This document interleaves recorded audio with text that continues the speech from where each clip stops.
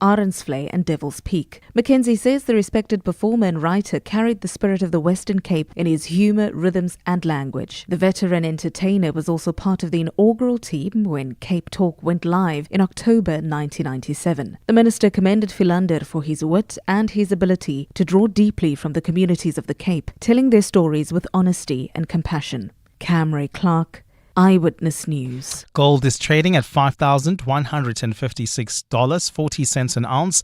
The rand is at 16.40 to the dollar, 21.87 to the pound, 19.05 to the euro. Brent crude oil is at $84.24 a barrel.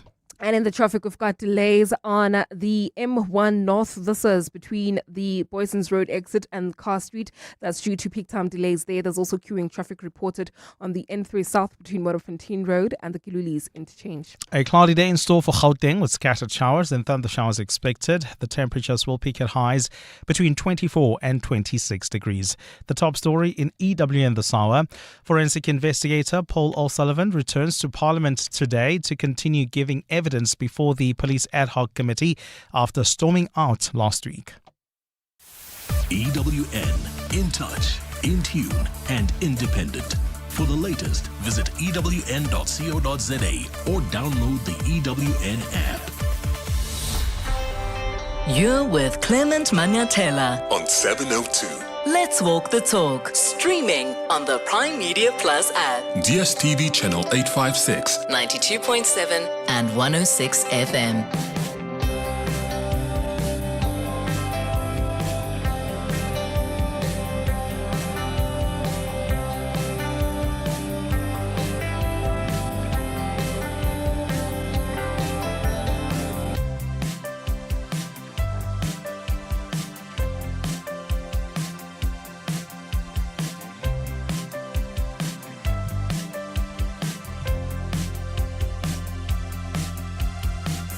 Seven minutes after 9 o'clock. Dumelang, welcome to the Clement Manyathela Show. Thank you for joining us here on 702. I hope you're well this morning. We start with the 702 open line on 011-883-0702. The number to WhatsApp is 072-702-1702. So, the head of organized crime in Gauteng, Richard Shibiri, has been on the stand at the Madlanga Commission. And after his testimony yesterday, there seems to be a theme, and I don't know how you see it, but there seems to be a theme that's emerging from the relationships Vusmuzi Ket Matlala has formed with police officers. It seems like he was always there to give them money in their time of need. Shibiri, as you may have heard yesterday, admitted to receiving around 70,000 rand from Ket Matlala, which he says was a personal loan to help repair his son's car after an accident. He told the commission that the money was deposited into his son's bank account. And they think we're children, hey? And that he later repaid it in full. Quite interesting. So, someone offers to help you. You didn't ask for this help from what he indicated yesterday. Ket Matlala was just so generous to want to assist. But Ket Matlala is not assisting the son. He's assisting the dad. And yet the money somehow gets sent into the son's bank account. And who pays back the money? Is that the son? No, it's not the son. It's the dad who's going to pay back the money. But the money has not even come into his account. Please, we've seen this movie before. Remember the former Hawks head in KwaZulu-Natal who also testified? Wasn't there a financial relationship between his son and Ket Matlala? What these guys don't realize is that this modus operandi has been done and wasted. It's been done by lots of politicians in our government in the past. So they must probably find other ways. Because this one, my friends, is not working. It's a tired modus operandi. So the relationship between Matlala and her police officers has just been so interesting. And that's why I'm interested in this common element where Matlala seems to appear when these top officials are in need. The Hawks head, Lesetja Sinona, also testified at the Matlanga Commission. And this is the Hawks head in KZN. He admitted that there were discussions for Matlala to purchase a property for his son. And we were told that that was part of a business deal.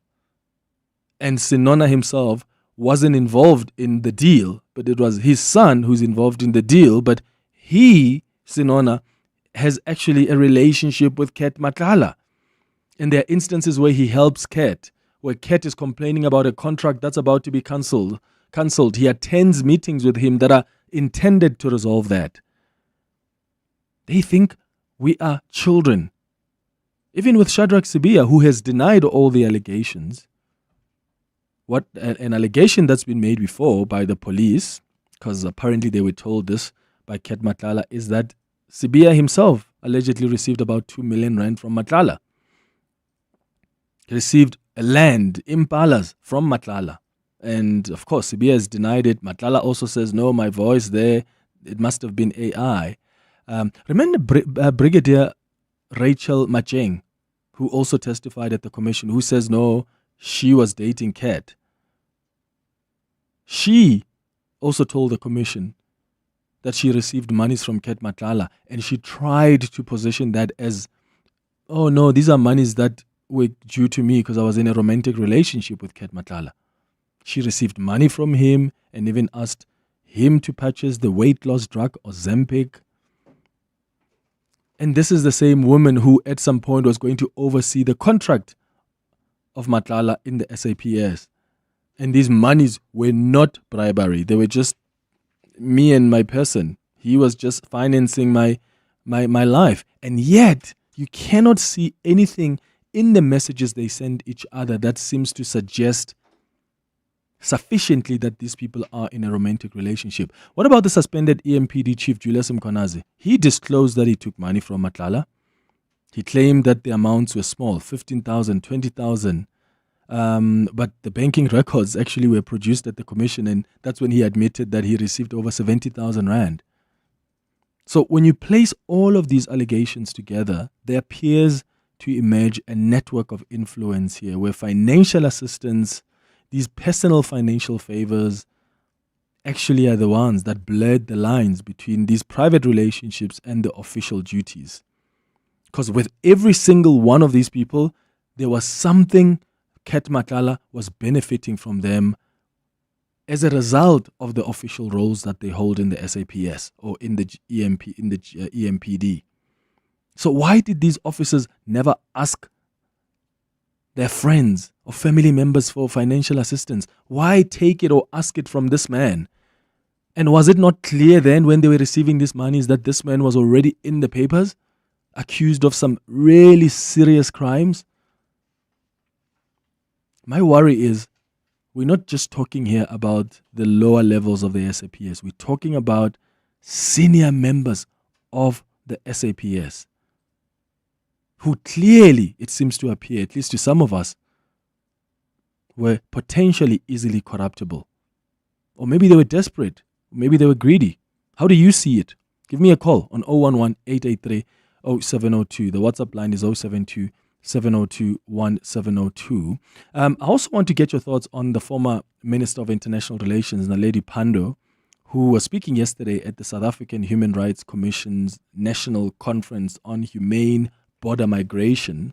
She was trying to explain the preamble of our Constitution, which speaks to this country belonging to all who live in it. And here's how she explained it. I think South Africa should be one of the most progressive countries on migration policy and on regional integration. After all, it is South Africans writing the Freedom Charter who proclaimed that South Africa belongs to all who live in it. There is worrying misinterpretation of this phrase of the Freedom Charter and its inclusion in the preamble of our Constitution. The assertion does not state that South Africa belongs to those who live in it illegally. In fact, the expectation of the writers of the Constitution, if you read the Constitution carefully, is that Parliament will develop legislation to give effect to all the rights.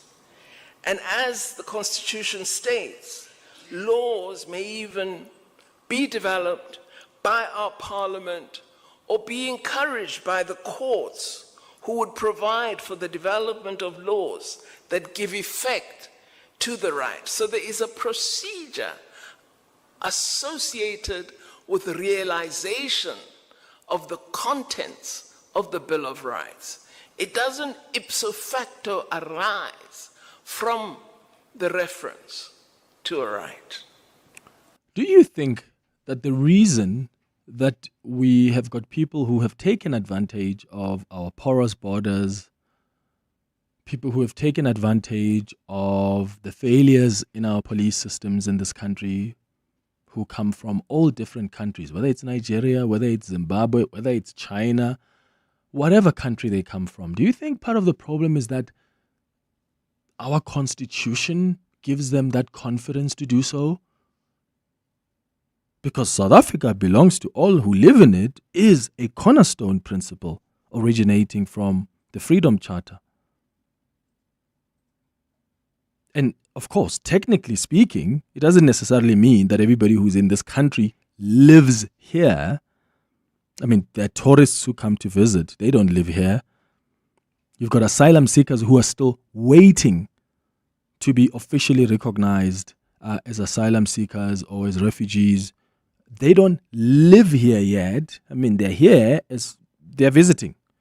They're guests because of the circumstances they faced in their countries, but they are not yet living here. The minute they are recognized, then they live here.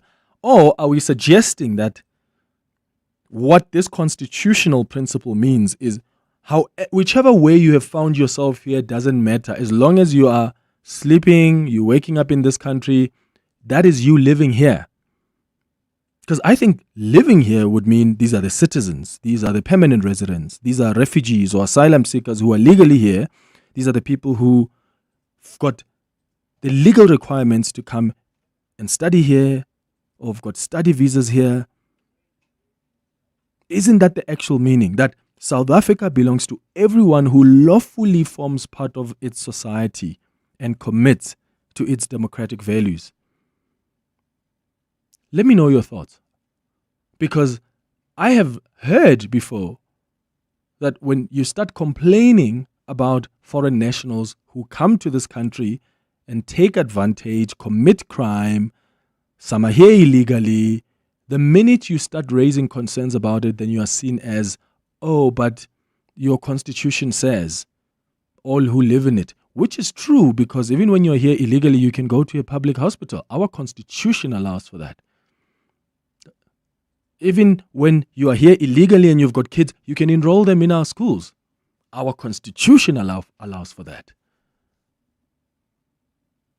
And I'm asking if this principle that is quite good, because what it envisages is quite a humane approach. But could it be that it's part of the reason why people who are not from this country take advantage? You can tell me your thoughts. Give me a call or send me a WhatsApp voice note. At 10 o'clock, we're going to do the Hanging Out feature. And today we're hanging out with the man who speaks on behalf of the president. That is Vincent Magwenya. He's the presidency spokesperson. But long before the union buildings, he was a journalist. He was a strategist. He was a communicator, shaped by newsrooms, boardrooms, and public life. And he's really worked across broadcasting, corporate communications, and government. So I'm looking forward to get to know him between 10 and 11 o'clock. At 11, we'll do our Thursday dialogue. Today, as we enter day 6 of this war in Iran, we're going to be discussing the economic effects of this Middle East conflict to the world. Remember yesterday I was saying that, at least to me, it appears like Iran's strategy seems to be to internationalize the war. They want to increase the collective price of the conflict, right? So that it's a war against the entire global economy, which is why you see them targeting other Gulf countries. That's why we see disruptions at hotels, at ports, the impact on energy infrastructure. And maybe the hope is that these countries, on the Gulf who are affected by this war, or even outside of the Gulf, will put pressure for Donald Trump to wrap this up quite quickly. But the last thing you want is a ground invasion, which will be followed potentially by a terrible civil war, if history is anything to go by, especially now that the U.S. has been working with Kurdish forces, arming them to foment an uprising. And this is according to CNN. It's been reporting this from yesterday. So we're going to look at the economic impact of this war, not only on the Gulf countries, but on countries that rely on oil, energy that comes from the Gulf. I mean, the world's most critical oil shipping route, the Strait of Hormuz, has been effectively closed. Do you understand the impact that is potentially to have on China, on India, even on Saudi Arabia, whose over 80% of its oil has to go via that waterway? So we'll tell you about the implications of this now, but also should this war somehow be prolonged. That's what's coming up on our Thursday dialogue at 11 o'clock. That's the show coming up over the next 3 hours. Clement Manyathela, streaming on the Prime Media Plus app. DSTV channel 856 92.7 and 106 FM. Hlanganani, you are our first caller this morning on the 702 open line. Good morning. Good morning, Mr. Manyathela. How are you? I'm all right, man. What are your thoughts? No, I'm doing great, man. First time caller for the show. Yes. No. I wanted to play the devil's advocate on your opening statement when you're talking about the general and our famous Ket Matala. Yeah, no. On the issue of accounts, obviously we all understand what they were doing when he was using his son's account. But I wanted to say that it happens a lot that you can use somebody's account. I know for myself, I don't use Capitec. I don't know if I'm allowed to call them, but there'll be times when someone has to send something to me urgently, and I know that if they have to send it through my own account, it might inconvenience me at that time. So it so happened that my son uses Capitec. But I know that as I was talking to the producer, that we know here what was happening. Yep, there's context here, right? This is not... we know about the relationship that's existed, what conversations they were having on WhatsApp, and we know who Ket Matala is. Exactly.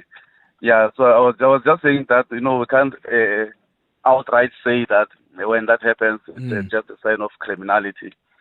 Obviously, here it is a sign of criminality. It was to cover their tracks in what they were doing. But it happens a lot. Most people will agree to say that. Several times, like when my dad sent me something, he used my wife's account. Like if I have to do something for him. Yeah, that's my comment. No, I hear you and I agree with you, Hlanganani. I think it's a fair point you're raising. I suppose now we're dealing with context, right? We've got context. I agree with you. Of course, there are instances when you want to help someone, they'll say, oh, send the money to my friend's account or cousin's account. I'm just saying, in this case, we've got enough context to really tell us what's going on here. When you look at the messages between Shibiri and Ket and people that were investigating Ket, or even, who's the other guy who was arrested? KT Molefe. That gives us enough context to know what is going on here. For me, it's like, and I think this is actually what's quite concerning, is it's almost like, could they really not come up with a more convincing explanation? I mean, these are really senior cops. I mean, the head of organized crime in Gauteng. Are you kidding me? I expect you to be much more smarter. I mean, surely you could have come back with a more reasonable, believable, given the context we know, believable explanation. And I just feel like they failed to even convince us, even on the simplest of things. They couldn't come up with anything that was so convincing.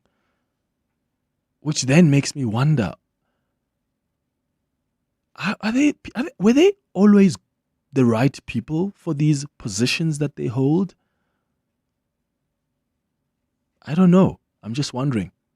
But at this point, I'm not too convinced that they were. Tlotliso, you're calling from the East Rand. What do you want to say about the Constitution? Hi, Clement. I agree with you when you're saying that the Constitution is great, but I want to add that it has opened doors that at the same time closed doors for South Africans. If you can see, we are now sharing a lot of things. Apparently, there is water shortage now. There was electricity shortage before, but there is water shortage now. And also, the schools. I saw a video of schools or school kids from Lesotho coming into South Africa. They're doing that on a daily basis. So the Constitution has opened a door for that, but there's shortage of school intake for South Africans now. And I think it was what the president of the ACDP lamented on a few months ago, saying that this Constitution is great, but it has closed the doors for our South Africans. Yeah, and it's not a perfect document, right? Totally so. But it's also, not a terrible document. I mean, the Constitution is not self-executing. In fact, what Naledi Pandor was trying to explain there is, this is a Constitution. This is what the drafters of the Constitution, or if you want to talk about the preamble, this is what they envisaged about this country. But there needed to be laws then. Politicians must go, draft laws, vote on them. That will give effect to the constitutional ideals.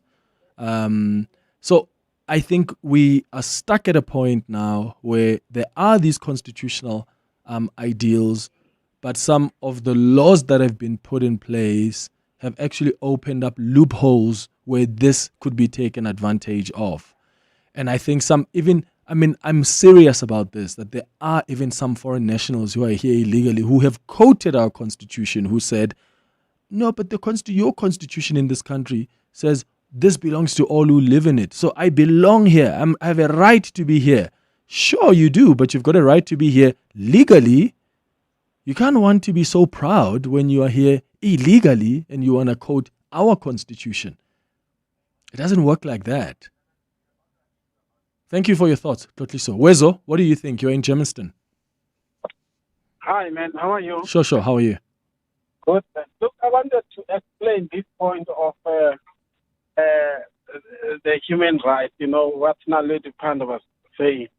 Those guys in 1955, when they sat in Clifford, it was about them, which were black, colored and Indians, which were excluded from the benefits of being a South African at that time. So now, when they sit and say South Africa belongs to everybody who lives in it, they were literally meaning that us as black, Indians and coloreds, we belong here, we were born here, They were talking to that white regime that we are from here. So now, after 1994, we cannot say now everybody in the continent belongs here because we have processes. If you want to migrate to South Africa, there are processes to follow. If you want to take a permanent residence, there are processes to follow. Otherwise, what's the use of having Immigration Act if we say South Africa belongs to those who live in it? So that phrase was literally meaning at that time, black people were excluded from the benefit of the country at that time. So that is my point. Can I ask you before you go, Wezo, what your thoughts are on, because some people, the MK party, for instance, have taken a position that South Africa doesn't belong to all who live in it. It belongs to like the indigenous, native African population. That's how they often describe it. What are your thoughts on that? Like, does this country belong to even the descendants of the colonial masters who arrived here many, many, many years, decades ago, and yet they were born here? They consider themselves South Africans? Because the MK party seems to take a different view. Monday, one of the days, he says, how do you change people who came here 300 years ago? He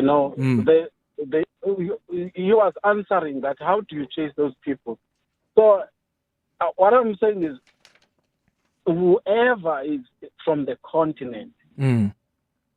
if you want to stay in South Africa, there are processes to follow. Clement, for example, we've got Zimbabwe, which they've got the Immigration Act, we've got Botswana, and so on and so on. So even us, we need to have that. So we cannot say everybody belongs here. It doesn't work like that. Got you. You know?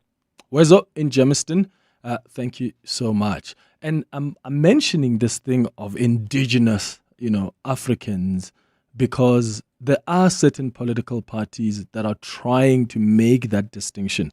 Look, my honest view is that we have all arrived in some way in parts of this world. You think you are indigenous in South Africa? Who told you that? What you were born from the trees and you were like the earth opened up in South Africa and you came out? That's not how it works. In fact, you'll see some of the historians will tell you of how we have moved from parts of Ethiopia, and different historians have different interpretations of how we ended up on the southern part of this continent. Whether you came by ship or you came by horses or it was a matter of just walking, we all found a patch of land and we made it our home. So if that really is the principle, why would you want to argue then that people who are here, whose descendants arrived here 300 years or whatever ago, do not have a claim to this land as theirs? Let me know your thoughts. I'll take more of your calls and WhatsApps after the headlines. 9:31. Sfiso Ayanda Dludla is back in court. That's right, Clement. He's the driver who's accused of causing a crash that claimed the lives of 14 school children in Vanderbijl Park. He is returning to court today. He's facing 14 counts of murder, 3 counts of attempted murder and 1 count of driving without a permit. Dludla was driving the children to school in January when he collided head-on with a truck. Minister in the Presidency, Khumbudzo Ntshavheni, says there's no slush fund being used within the State Security Agency. This despite testimony at the Zondo Commission about the looting of SSA funds and its use to wage political battles.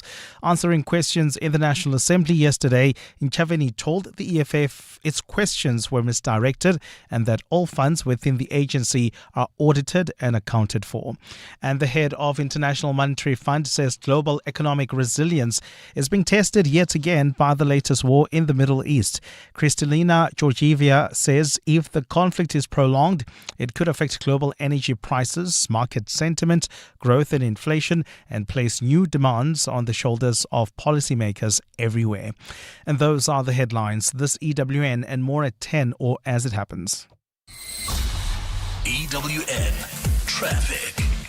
Amuramel, good morning. Good morning, Clement. Well, let's take a look at what's happening on the roads. It is raining in most parts of Gauteng. So if you are traveling on the roads and you're wondering why there's so many delays, do blame it on the rain, because as it is, you are forced to drive a bit slower than usual, and do plan your trip ahead of time so that you arrive at your destination earlier or on time. If you are traveling in Midrand, we've got an accident reported on the N1 North right near New Road. It's causing delays. There's also queuing traffic in Tembisa along the R21 North approaching Olifantsfontein Road while heading towards the OR Tambo Airport. Do expect delays on the R24 East. This is between Barber Road and the OR Tambo interchange. There's also queuing traffic on the N3 North. This is between the Airlines interchange and the Gelulis turn off. I'll have more traffic updates at the top of the hour. Stay tuned. There's more EWN on air, online, and on the EWN app. Africa Milani, Weekday mornings, 4 to 6. What does this mean now that you received a certificate of registration from the National Public Transport Regulator? This does confirm that we do meet the requirements under the newly implemented regulation. It's also about stronger accountability across the entire transport ecosystem. It now gives our driver operators, riders, greater clarity about how the sector operates. Simo Kadacek is the Senior Operations Manager for Bolt South Africa. They are the first major e-hailing platform to officially register under the new transport regulations. Africa Milani, 4 to 6 on 702. In life's most challenging moments of loss, compassion can be your greatest comfort. You shouldn't have to face the financial burden of losing a loved one by yourself. Rest assured, Clientele's funeral plans pay out cash within 24 hours. You can cover up to 13 family members on one plan, ensuring all your loved ones are taken care of, and 3 children are covered at no additional cost. With Clientele, you're not just buying a plan, you're also buying peace of mind. When the time comes, you will need to make important calls with your 200 Rand airtime you will receive when you claim. Plans offer double accidental death cover, as well as transport, grocery and unveiling benefits. Apply today, it's easy. There are no medical examinations and no paperwork. SMS funeral to 31586. That's 31586. Clientele Life is an authorized FSP and licensed life insurer. T's and C's online. Standard rates apply. Why get a workhorse that makes you do all the work when you can get so much more? Don't settle. Get the GWM P300 from only 5672 per month with a 2.4-litre turbo diesel automatic that delivers on work, play and life. Visit gwm.co.za for T's and C's and to book a test drive. GWM. Go with more. Brought to you by GWM Finance, a division of West Bank, an authorized financial services and credit provider. Did you know that you have the power to ensure your daughter is fully protected from cervical cancer when she grows up? Yes, protecting a daughter from cervical cancer is absolutely possible. And all that you need to do is ensure that your daughter gets the HPV vaccine at the age of 9. The HPV vaccine gives your daughter the best possible protection against cervical cancer and can prevent her from becoming part of the statistics. This message is brought to you by the Department of Health. 702. WhatsApp Clement on 072 702 1702. 23 minutes before 10 o'clock. Let's go back to your calls and your WhatsApp. Mzoa Kes, Pamandla, Mapule, Nati, I see you. I'm going to come to you in a moment. Let's start with some WhatsApp voice notes. Hi, Clement Tabiso from Muletsani. I share the same sentiments and I've just been waiting for someone to say it. You expect, I'm not saying what they're doing is right and the corruption is right, but you expect a more credible reason. These are top cops. You expect the reasoning to be above average, and yet we hear these mediocre excuses coming from them. There isn't even a shred of creativity in these lies and excuses. It's quite worrying if you look at it from that perspective. It's a problem. Yeah, I've been thinking about this a lot. And please, guys, this is not about English, right? Because someone else may say, yeah, maybe they just don't know how to articulate themselves. No, it's not about that. But if you are at the head of organized crime, the head of the Hawks in a province, and Deputy National Police Commissioner, and you have lousy excuses, I expect you to be quite smart because you deal with criminals. You have to be smarter than them. You have to be ahead of them. To give us these lousy, cheap, lazy excuses makes me worry about the kind of guys we have who are top officials of the SAPS. I'm worried about that. I really am. You need to be smarter than the criminals when you are in positions like that. From what you have heard from them, do you think like they are like that? I doubt it. Clement, you know what?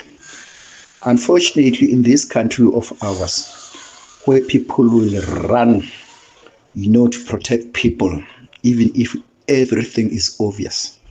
I'm speaking about Shibiri here. Listening to that guy speaking, you ask yourself the one question, how did it come about that he ended up in such a high echelons of the police service? The man cannot express himself. You can see that the man's coordination is just poor for him to have been promoted to such high levels. But like I say, when one questions the character, you'll be told that, no, English is not his language. That's why he's struggling to express himself. Really? Is it about English? I think even that guy, if we could even allow him to use vernacular, he's not going to be able to explain himself. In short, the man is just dumb. But he's one of those people that are holding very senior positions in our country. Rob. Good morning, Clement and the family. Clement, this situation is so unbelievable with all these generals and things. They thought they were clever, all these generals, but forgetting that Kate was more smarter than them. He managed to buy all of them. He managed to put all of them in his pocket, on his service. Because you can't keep on taking money from somebody. As soon as you start taking money from somebody, you become automatically their slave. You become the slave for that hand who's always giving you. And I don't understand why is the president taking so much time to finish this story, because we've got more evidence. We got enough, we got enough evidence to get those people arrested. Those people, they must be fired. They must be taken to jail, They don't have their place around here. Those people are very, very dangerous. Anonymous from Johannesburg. Yeah, and let's remember, Anonymous, that it's easy for someone to be questioned about monies that went to their son, right? But that's not evidence of any corruption. The standard is much higher than that, because the NPA are the ones that would have to prosecute you. And for the NPA to decide on any case they take up, they have to be convinced that this is beyond reasonable doubt, that there's a prospect of a successful prosecution. So it's not enough to say, oh, Kat sent money here. There must be a causal link. You must be able to link that the money was sent because this is what this man did in return. So it's at the commission, it may look exciting, but when it gets to the NPA and the investigators are doing the work, it gets a little bit more complicated. 702. Call Clement on 011 883 0702. 18 minutes before 10 o'clock. Mzwakhe, you are calling us from Katlehong. Good morning. Good morning, Clement. Sure. Before I make my point, I think South Africa belongs to all those with valid title deeds and businesses that are going concern. Okay, so a guy from Zimbabwe who bought an RDP house from Clement, who has a title deed. South Africa belongs to him, and he's here illegally. And my mother or my grandmother, who's sitting in Lusikisiki, who has been on the waiting list for a house for over 25 years. This country doesn't belong to her? That is the unfortunate reality, because someone odulang harbor somewhere goes hungry every day. How different a right, or how different are they to living in Zambia in some informal settlement, Kibulonga, Because ownership must mean something generally to me. I can't say I own something, Mara. There's really no benefit I can get out of it. But anyway, that was the sidetrack. The point I was making, this idea that Retswako, Cameroon, Gabon, and came here. For me, I think it was just missionaries that were driving a particular narrative. I suspect there was travel up and down, up and down, up and down. But because those anthropologists that came here, they came with a particular mandate to sell the idea that the land was empty and only the sand and the koi were here, you know. I think that particular point was sold so that people could say there was no one when we came here. Yeah, but also, how did the sand and the koi get here? Did they just somehow spring out of the soil? Or they also traveled until they found the piece of land here? But traveled from where? Did they spring out of the soil there? They didn't. But the point I'm trying to make is all of us have traveled. All of us have found the pieces of land where we ended up setting it as our home. We come from somewhere. I hear the point. And my worry then, Mzwakhe, is who then has a right to lay claim to that? Because in 1,000 years' time from here, let's say 500 years from now, do you understand that there's going to be a different idea of who is truly South African? It may be different because there are people that may come here and their culture is going to spread. They're going to have, this is going to be their land. It's going to be the people who have occupied this for 300 years. I agree. I fully agree. I just disagree with this idea that the Bantu, as they call us, Cameroon, I think it was an up and down travel. And then when you go to Cameroon, you'll find fossils that have our DNA. And then you keep coming down and you keep finding fossils that have our DNA. So why don't you say the Cameroonians come from South Africa and went there? Exactly. Why should you say they come from Cameroon, Ratlamu?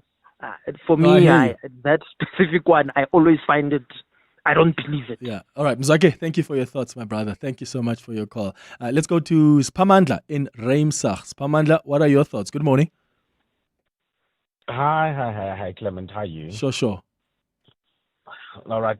Yeah, I just want to weigh in on the issue of the illegal, and I'm going to be very particular here, of the illegal foreigners. I think my point is, Clement, for every one or two illegal foreigners who are in this country, there is at least one South African who's facilitated that.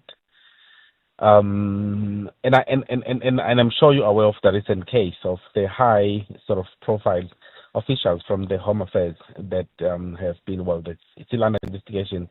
I mean, if you have such cases, and I'll tell you, so I'm originally from that side of the northern KZN, where closer to the border of Mozambique, and you could see when it gets to the holidays, how many foreign, official, foreign nationals come through from Mozambique, coming to South Africa, and it's a common knowledge that obviously they are paying at the border, and they're paying the officials, the police officers, the Home Affairs officials, and so in a sense we have a great constitution. I think it might have loopholes just like any other constitution.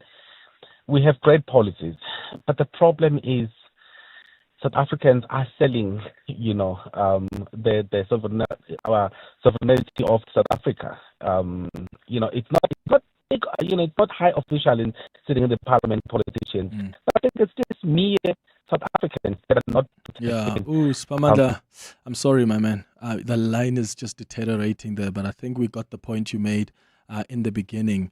Let's go to Mapule, who's in Omonde. Mapule, what do you think? Madimecha. Tobela. Aha. What's like this country, what it needs?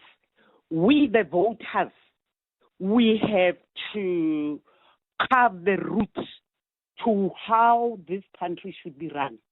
We must call forcefully for a referendum.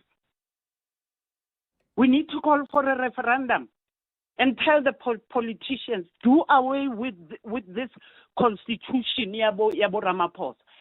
It must be phased out completely.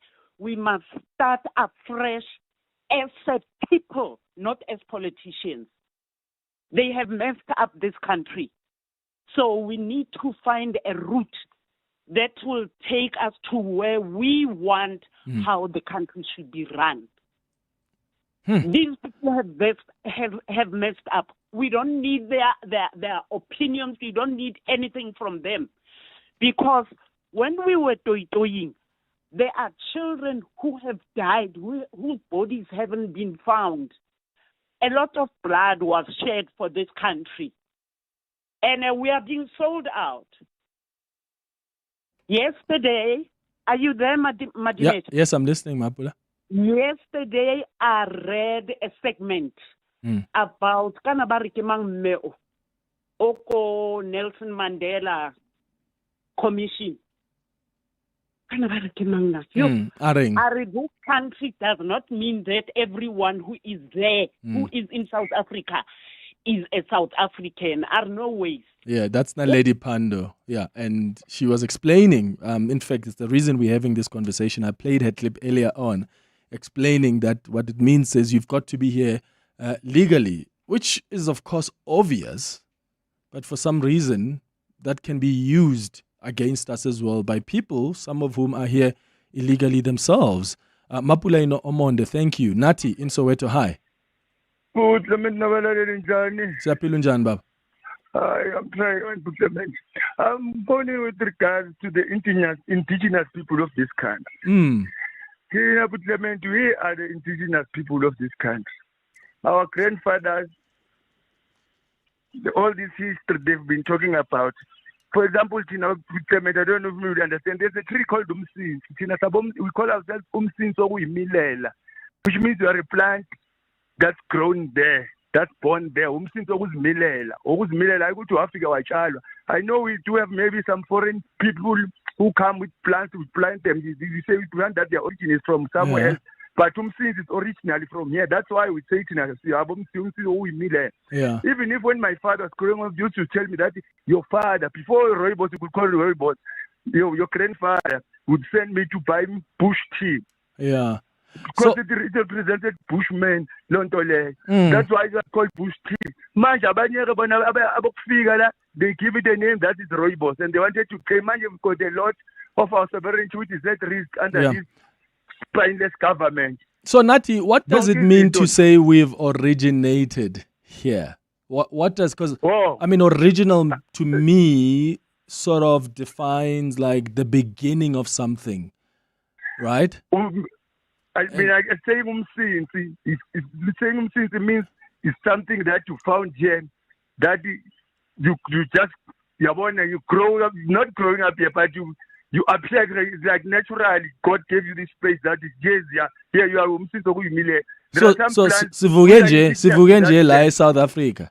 Umsinsi nomsinsi uzivukelela. You cannot find umsinsi anywhere. Kufana nenhlaba. No, I mean us now as black people, for instance. So we just woke up in South Africa and we said, oh, we're gonna call this our home. When you want to take us to Ethiopia, you cannot go to Ethiopia and give them that history that you know, and tell them that you are from Ethiopia or wherever.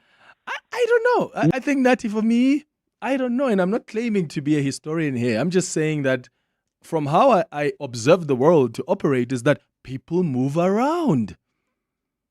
People generally move around. They were Khoi, they were the Sons. They moved from somewhere until they lay claim to the land. We may have moved, our descendants have moved across the continent until they laid claim to this particular land. People arrived on a ship in America, whatever the case is. We have all moved around. And I think in 500 years' time, that's going to change. Chances are, you, as you consider yourself an indigenous South African, you are not going to be an indigenous South African. But there will be other descendants. There will be other cultures that would have spread. And those are the people who will say, we've been here for 400 years. But they forget that before 400 years, there were other people for 1,000 years.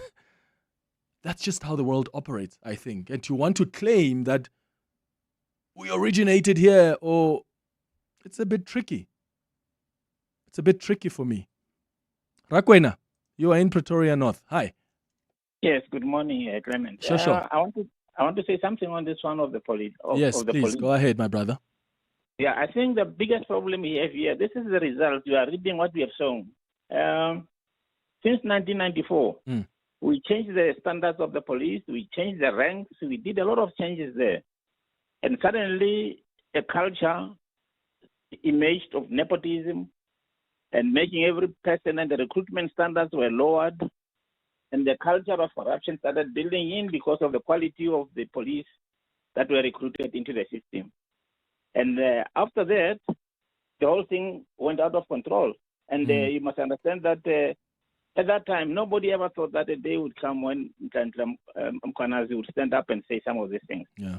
So the whole police force now, as it stands, the issue of culture, which is very important in any organization, has taken a very a dark turn, because at the end of the day, I was listening to yesterday General Musikiri there, when she literally in the ad hoc committee was saying that she never heard of a consignment of drugs that came from Devon and so on. A very huge news-making, breaking news story. She was not even aware of that, and yet she's a deputy, police commissioner. Yeah. It's crazy what we're hearing, Rakwena. Thank you for your calls. James, you are in the Johannesburg CBD. What do you think about this idea of indigenous people in South Africa? Oh, thank you, Clement. Clement, my view is that, you see, if you say South Africans, black people are not necessarily indigenous, I can take that point if Chinese are not indigenous people of China, if Indians are not indigenous people of India, but if other countries have indigenous people, then the question must be, why are we saying black South Africans are not indigenous? For me, that conclusion is disingenuous. It is calculated to deprive black people of, owning land, in South Africa. Because I can tell you now that the reason why black people are landless is because in terms of African terms, ownership of land was abhorrent. To understand? Black people did not understand why a person can have massive hectares while other people have nothing. That is not how we are as a people, to understand. Now, your other question was, what do we do? What about white people? White people are South African. Indian people are South African, but they are not African, to understand. They are not African. They are white, because you don't need necessarily your origin to be a citizen of the country. You can belong to the country through the laws of that country. So, yes, because you were born here. This has always been your home. Yes, to understand. But the point is, when you talk about the origin of a person, to understand, that defines you, but it must not be done in a discriminatory way. In other words, because you are white, then you have no claim to South Africa. But I think we need to be honest. White people are not African. Like Indian people of South Africa, they are not African. They are South African. To understand, history made them to be South Africans, to understand. And another question is the question of allegiance to Africa, to understand. Yes, if you are going to you are going to rule Cape Town and start to cordon off black people, to understand, that will make you not a South African, because you think you are special, and then black people can be excluded from their country. If you are a white person and you think that you don't want to integrate with black people, then you are not owing allegiance to South Africa. You are defining yourself. In any event, white people call themselves European as early as 1990s. They ceased to be Europeans in 1994. All along, they always defined themselves as European. And that issue was never controversial. Why is it controversial now? After we had our constitution was clear about who is South African. Before that wasn't necessarily clear. Was it? Yeah, no, but look, but remember, one person explained it to you that, context is everything in what we do. Do you understand? When they say South Africa belongs to those who live in it, we didn't have this massive immigration in South Africa of people. People were looking at the history of discrimination. It was not designed to accommodate every single person. Do you understand? People are being opportunistic. That is why some of us who are constitutionalists, we don't think that the constitution must be changed. We just think that it must be properly interpreted. We look at the context. It was not aimed, because Clement, just imagine, we are told every day that South African taxpayers are becoming smaller and smaller. Do you think that our drafters of the constitution did that to make sure that the taxpayer must accommodate everybody from SADC? No, it can't. I mean, it's just practically impossible. But James, I agree with you. I think you're raising some fair points. Where I disagree is that the constitution can't be changed. I think it can be changed. In fact, even the drafters of the constitution knew that it's not some perfect document. That's why you've got politicians who go to parliament and they can start the process of changing some aspects of the constitution. And that's why there have been several changes to the constitution already, because it must still represent the interests of the citizens of this country. It's a minute before 10. Part of the 702 family. Hi, I'm Katlako Mosue. I'm a 23-year-old boy from Johannesburg, South Bosonia, and I love listening to 702 because it is informative and it keeps us up to date with current affairs. Welcome to our 702 family. Let's walk the talk. To walk the talk is to turn words into meaningful actions. And it's what we at 702 are committed to doing every day. We are also committed to following the rules set out by the Broadcasting Complaints Commission's Code of Conduct to give you balanced programming, fair comments, and accurate news. But if we stumble along the way and you feel we are not living up to the code, let us know on comment@702.co.za. And if after that you're still not happy, you can direct your complaint in writing to the Broadcasting Complaints Commission. email bccsa@nabsa.co.za. For more, visit bccsa.co.za. I heard she's got a recruiter team working 24/7. That one, she has a secret supply of talent. I knew it. She's definitely keeping a secret from us. Nothing mysterious, guys. It's SA Youth, South Africa's largest youth online recruitment platform. Fast to post, effortless to use, and effective every time. Recruit on the portal to potential, sayouth.co.za, powering South Africa's youth workforce. Let's hear from Dr. Armand, owner of Monument Dental, why it pays to switch to OUTsurance Business Insurance.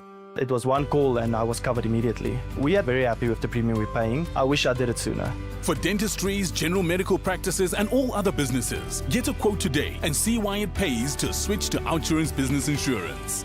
Visit outsurance.co.za or call 08600 60,000 today. Licensed insurer and FSP. TCs and information online.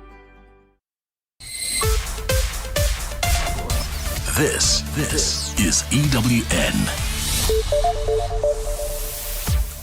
Good morning, I'm Sfiso Zulu. We begin with some updates from courts. The case of a driver accused of causing a crash that claimed the lives of 14 school children has been postponed to the 22nd of April for further investigation. Ayanda Dludla appeared shortly in the Fundle Park Magistrates Court this morning. He's facing 14 counts of murder, 3 counts of attempted murder and 1 count of driving without a permit. Dludla was driving the children to school in January when he collided head-on with a truck. In the Alexandra Magistrates Courts, the case of Bellarmine Mugabe and his co-accused Tobias Matonze has been postponed to next Wednesday. The son of former Zimbabwean President Robert Mugabe was expected to bring a formal bail application this morning. His lawyers have expressed frustration at another postponement, and they say they are ready to proceed. The pair is accused of shooting an employee at Mugabe's home in Hyde Park last month. Minister in the Presidency, Khumbudzo Ntshavheni, says there's no slush funds being used within the State Security Agency. This is despite testimony at the Zondo Commission about the looting of the SSA funds and its use to wage political battles. Answering questions in the National Assembly yesterday, Ntshavheni told the EFF its question is misdirected and that all funds within the SSA are audited and accounted for. Lindsay Dentlinga reports. Minister Khumbudzo Ntshavheni says the National Treasury has sight of all the SSA's expenditure and no funds are spent in secret. The SSA operates within a regulated framework, fully audited by the Auditor General of South Africa. Ntshavheni says the Auditor General doesn't have access to funds spent on agents. This expenditure, she says, is overseen by the Inspector General of Intelligence and shared with Parliament's Joint Standing Committee on Intelligence, which meets in secret. I am responsible for SSA that operates within a regulated framework. There are no slush funds that are not overseen. While the EFF's Veronica Mente was not buying the explanation, Ntshavheni suggested the party was confusing Secret Service funds with the crime intelligence funds of the police and the Defence Force. Again, Ntshavheni insisted that the SSA was operating in line with the Public Finance Management Act and that current mechanisms to keep a watch on all state security expenditure are working. Lindsay Dentlinger, Eyewitness News, Parliament. In News Just In, MultiChoice has announced its decision to discontinue the Showmax service. While no time frame has been given on when this will happen, the company says this reflects on its focus on strengthening its overall digital offering in an increasingly competitive streaming environment. The Showmax business has been marred by substantial annual losses. In a statement released this morning, a short while ago, Showmax assures its users and customers that there will be no immediate interruption of its existing service. And the head of the International Monetary Fund says global economic resilience is being tested yet again by the latest war in the Middle East. Kristalina Georgieva says if the conflict is prolonged, it could affect global energy prices, market sentiment, growth and inflation, and place new demands on the shoulders of policymakers everywhere. The US and Israel started attacking Iran on Saturday, killing its supreme leader and sparking a wave of retaliatory attacks across the Gulf region. The conflict in the resource-rich region has sent global oil prices soaring, and markets have been thrown into turmoil. We see 3 channels of impact. 1, energy prices, 2, market sentiment, and 3, disruptions in travel and tourism and trade. All those channels, they demonstrate themselves way beyond the Middle East. Gold is trading at $5,166.09 an ounce. The rand is at 16.47 to the dollar, 21.98 to the pound, 19.12 to the euro. Brent crude oil is at $83.17 a barrel. And in the traffic, we've got delays on the N1 North. There's been an accident right near the Soweto Highway. It's causing heavy delays coming out of the Deep Kloof interchange. Please be on the lookout there while traveling on the M2 West. Another accident scene. This one is right near Boyson's Road. Delays from Heidelberg Road, about a 20-minute hold up there. And do remember that we've got wet weather conditions this morning. So if you're traveling on the roads, do be safe. Keep a safe following distance and your headlights on. A cloudy day in store for Gauteng with scattered showers. The temperatures will peak at highs between 24 and 26 degrees. The top story in EWN this hour: the case of a driver accused of causing a crash that claimed the lives of 14 school children has been postponed to the 22nd of April. EWN, in touch, in tune, and independent. For the latest, visit ewn.co.za or download the EWN app. Hanging out with Clement on 702. Let's walk the talk. You're with Clement Manyathela on 702. Let's walk the talk. Streaming on the Prime Media Plus app. DSTV channel 856, 92.7 and 106 FM. 6 minutes after 10 o'clock. Dumela, welcome to the second hour of the Clement Manyathela Show. Thank you for staying with us here on 702. And thank you for your contributions on the 702 open line. You know, I learn a lot every day on the open line. I'm sure you do too. Listen to what Bonga is saying on the WhatsApp line, just to wrap up the conversation we had about Indigenous people and what our constitution says about this country belonging to everybody who lives in it. Bonga says on the WhatsApp line, Mr. Manyathela, correct me if I'm wrong, but isn't it that when people say they are indigenous to a place, they usually mean their ancestors lived in that land before colonization, large migrations from outside groups, or the formation of modern states? I think indigenous is less about being the first humans ever and more about being the original cultural community of that region in recorded history. Like, for instance, in South Africa, groups like the San and the Khoi, those are people that are widely considered among the earliest known inhabitants of the region. In Australia, you've got the Aboriginal people that are considered indigenous because their ancestors lived there tens of thousands of years before European colonization in places like Canada and. So, Bonga, thank you so much for that message. In fact, I've just told the producers that we must do a listener's choice on this. Maybe we can bring in, maybe even a Thursday dialogue, like just an hour where we bring in anthropologists, some key historians who can shed some more light about this. But thank you so much for your contributions. Remember, at 11 o'clock for our Thursday dialogue, we're going to have a conversation about the economic impact of this war in Iran on the globe, because it's now becoming quite hectic in as far as the economic impact is concerned. When you look at the world's most critical oil shipping route, the Strait of Hormuz, that is now effectively closed, and there are lots of countries that are going to be affected by that, and their economies can be affected by that, including China. And you know, if the economy in China is shaken, the effects are going to be felt around the world. So we'll look at the economic impacts of this war in Iran on our Thursday dialogue at 11 o'clock. But right now, it's time for our Hanging Out feature. Hanging out with Clement on 702. Let's walk the talk. And on our Hanging Out feature this morning, we are hanging out with the man who speaks on behalf of President Cyril Ramaphosa, Vincent Magwenya. He is the presidency spokesperson, but believe it or not, before he became the presidency spokesperson, he was in the newsroom. He's been in the private sector. He has run his own business. He's lived in the States, and I'm looking forward to getting to know him this hour. And of course, you getting to know him as well. Vincent, welcome to the show. Good morning. Good morning, Clement, and good morning to your listeners. It's good to have you. Yeah, thank you for coming through. It's good to have you in this way. Yes. Not over the phone. Not over the phone. We are fighting over something. TV or wherever.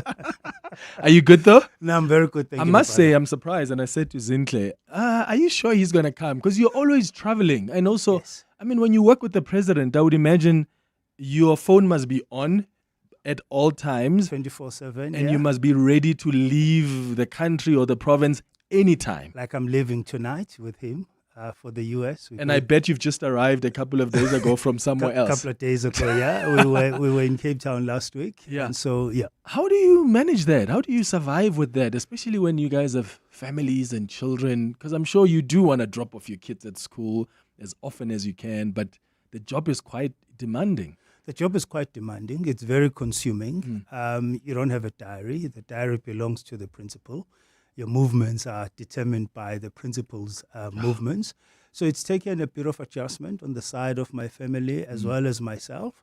And I've been fortunate that I have a very supportive family. I have a lovely, supportive wife and supportive daughters who have continued to encourage me. There are moments where I do see that they take a little bit of strain due to my constant absence from home.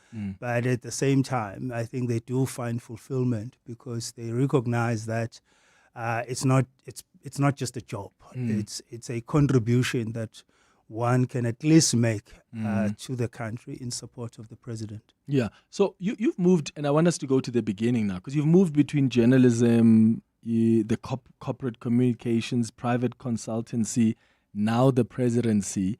But when you were growing up, did you want to get into the space? Because what did you want to do? Actually, Clement, I didn't imagine that I'll be in this space. It was not even in my sort of future career projection. So up until matric, I actually didn't know what I was going to do. Simply like because, many of us. Yeah. Like many of us. But I went to this great school in Umlazi, where from standard 6, you could choose a discipline. So you could either go through the humanities or commercial studies or technical studies and so on. And I made a very grave mistake by choosing a technical stream of subjects, which I was not well suited for. I'm more of a humanities person. But I had to rough it out and see it through. And then, as it were, I had already seen that I had a gift in terms of storytelling. I was more interested in what was going on around the world. I had been politicized at a very young age due to developments in my townships. The key development being the murder of Mrs. Mqenge, which really erupted our township. And in asking what was going on, then began a process of political consciousness and politicization.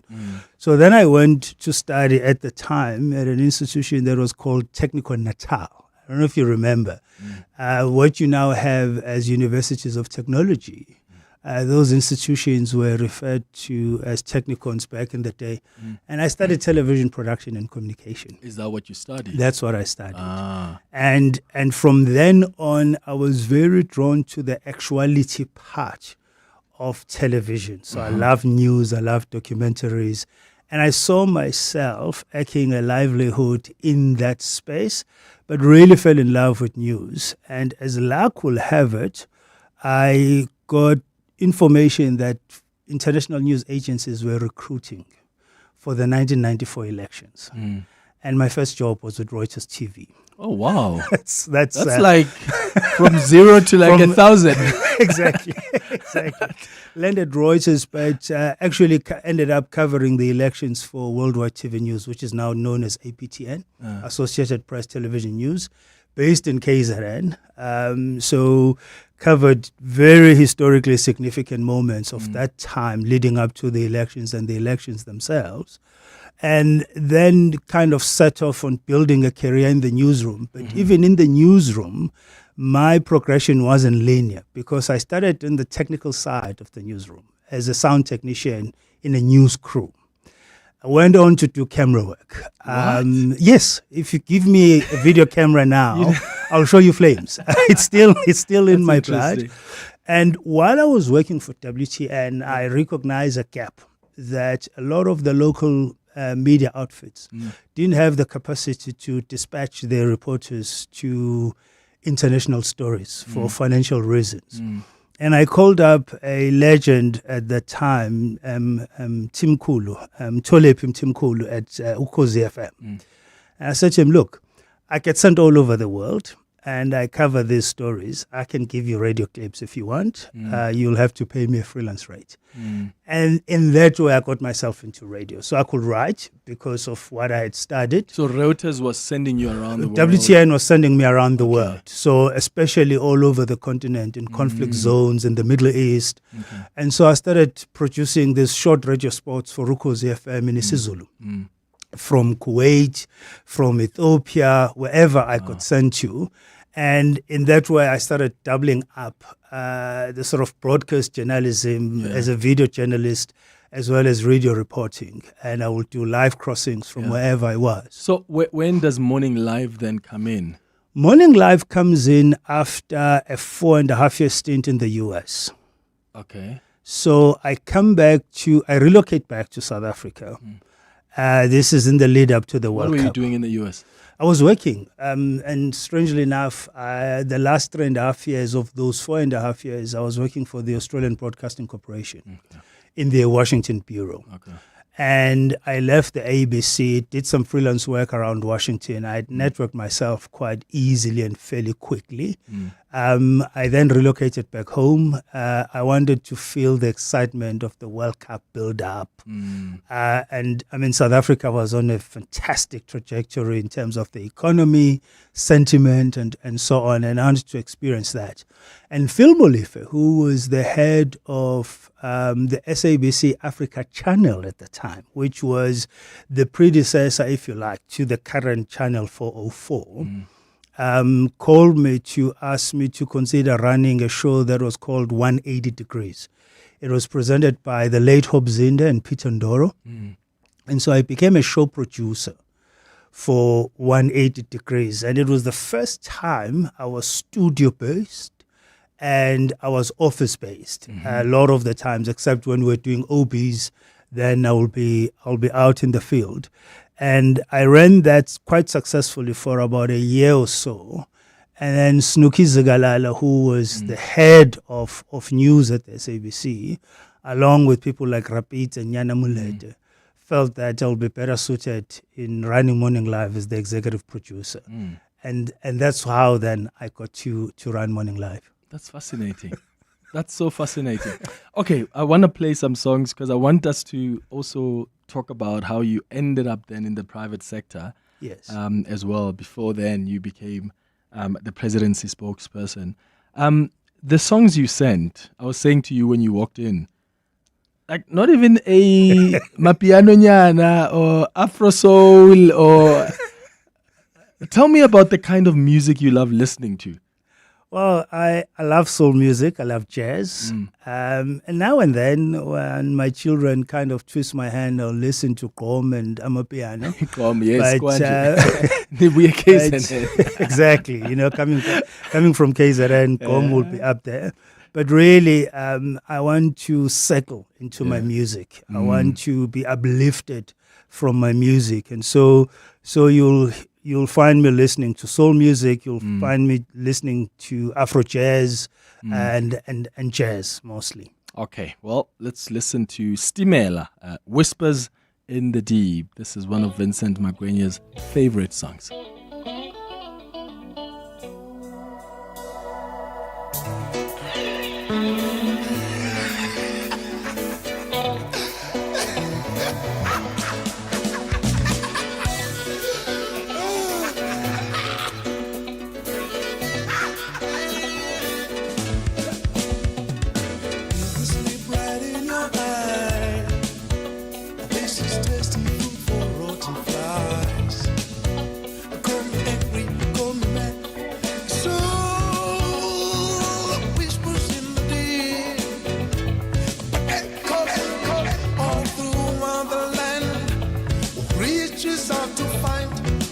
find a hand, but finds an amputated stump.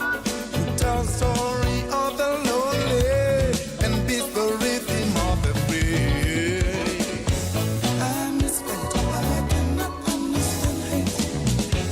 I miss what I cannot understand hate. I miss what I cannot understand hate. I miss what I cannot understand hate.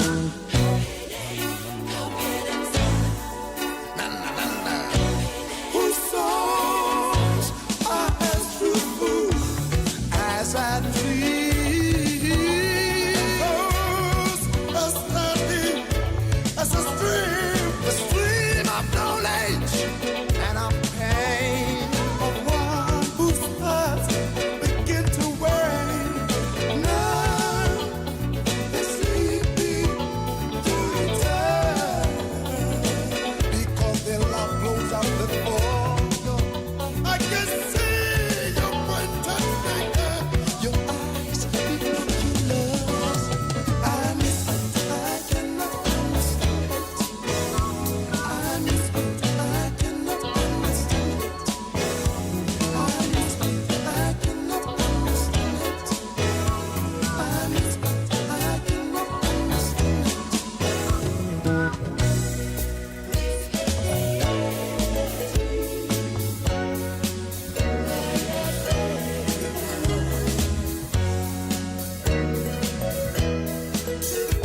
We all flee the joys of that great river of pain. We all flee the joys of that great river of pain. We all flee the joys of that great river of pain. We all flee the joys of that great river of pain. Flowing into one ocean, there is only one ocean. All our pains flow into it, but it will spill over the waters of love into a great nation of love. Before we recognize all the oceans of war.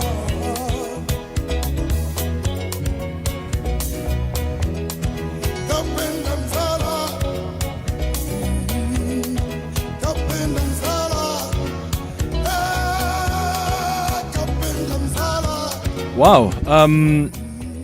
You guys, you and Peter just helped me realize the deep, meaning of the song. Yeah. Like the lyrics are quite deep, and I've never listened to it like The that. lyrics are quite deep and quite poignant and relevant to the time the song came out, Yeah.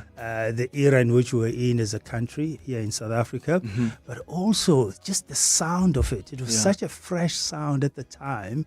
We had never had anything close to what Stimela came up with, and we're just blown away. Have you ever seen them live? I've seen them live. I've seen them live. It was back in 1989 when they came to perform in Durban.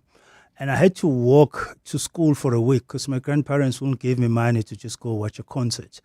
And the tickets were 10 rands, believe it or not, at the time.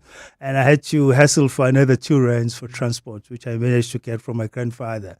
And it was a phenomenal experience. It was actually my first live show experience. I was still in high school. And it was just absolutely electrifying. At 16, you were listening to Stimela. I'm a bit of an old soul. No, you are. Maybe it's being raised by grandparents, but strangely enough, even when I started working, a lot of my friends were much older than me. Yeah. Even now, I have friends who are well into their 70s. That's actually me. You know?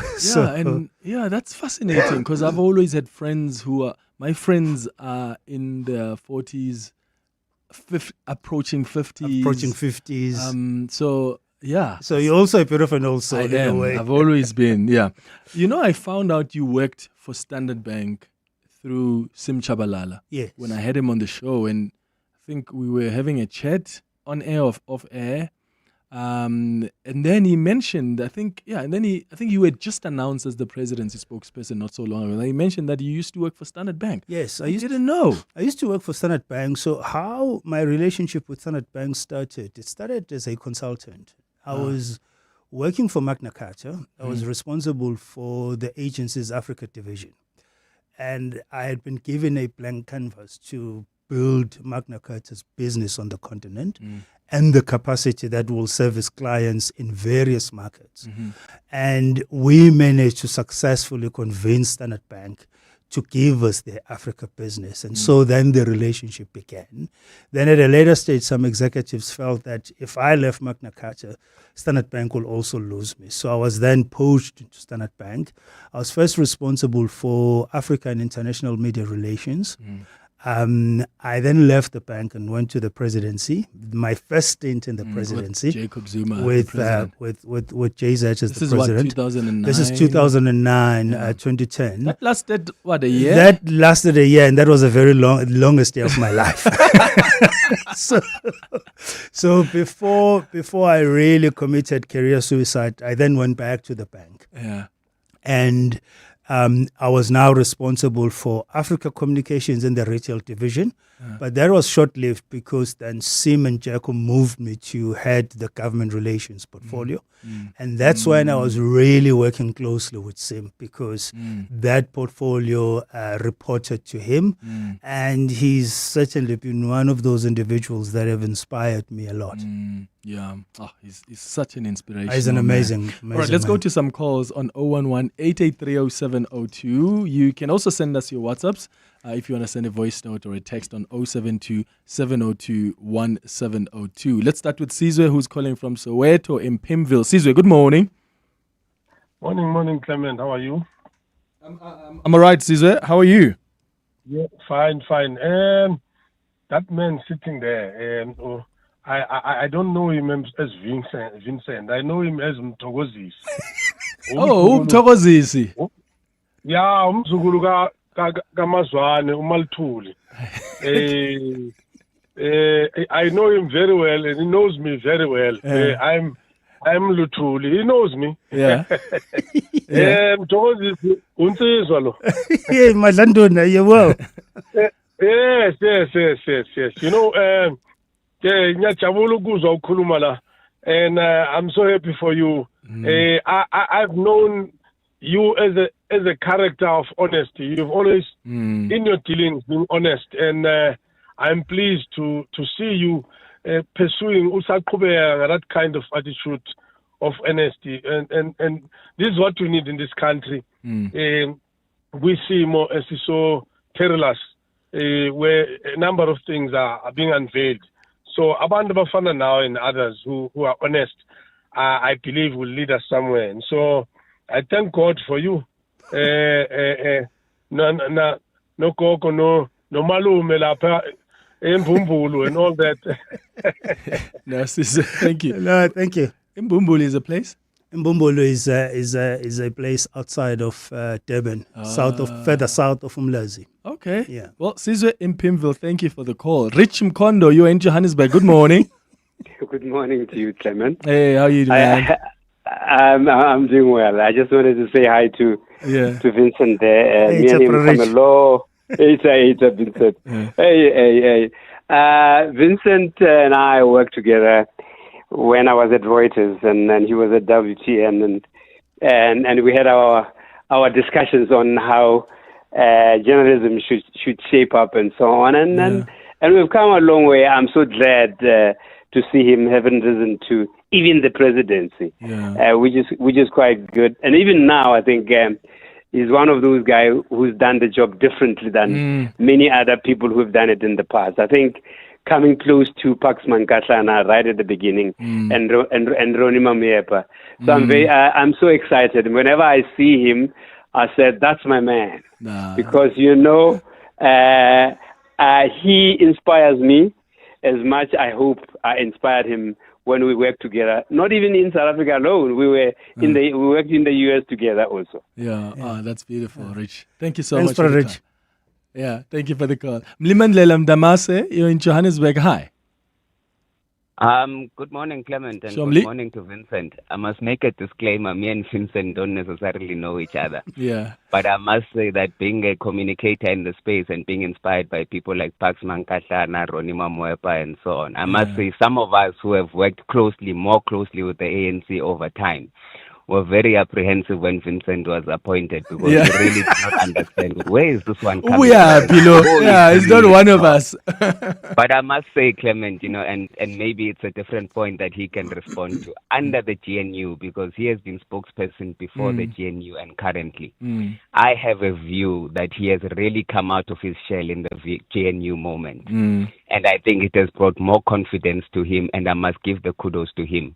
He really represents our presidency well in the current environment, especially because coming from the past when there was a break from political appointments, we have a strong backing and rooting in the ANC, being an outsider at that time and now being a spokesperson in a genuine environment that has brought everyone on board.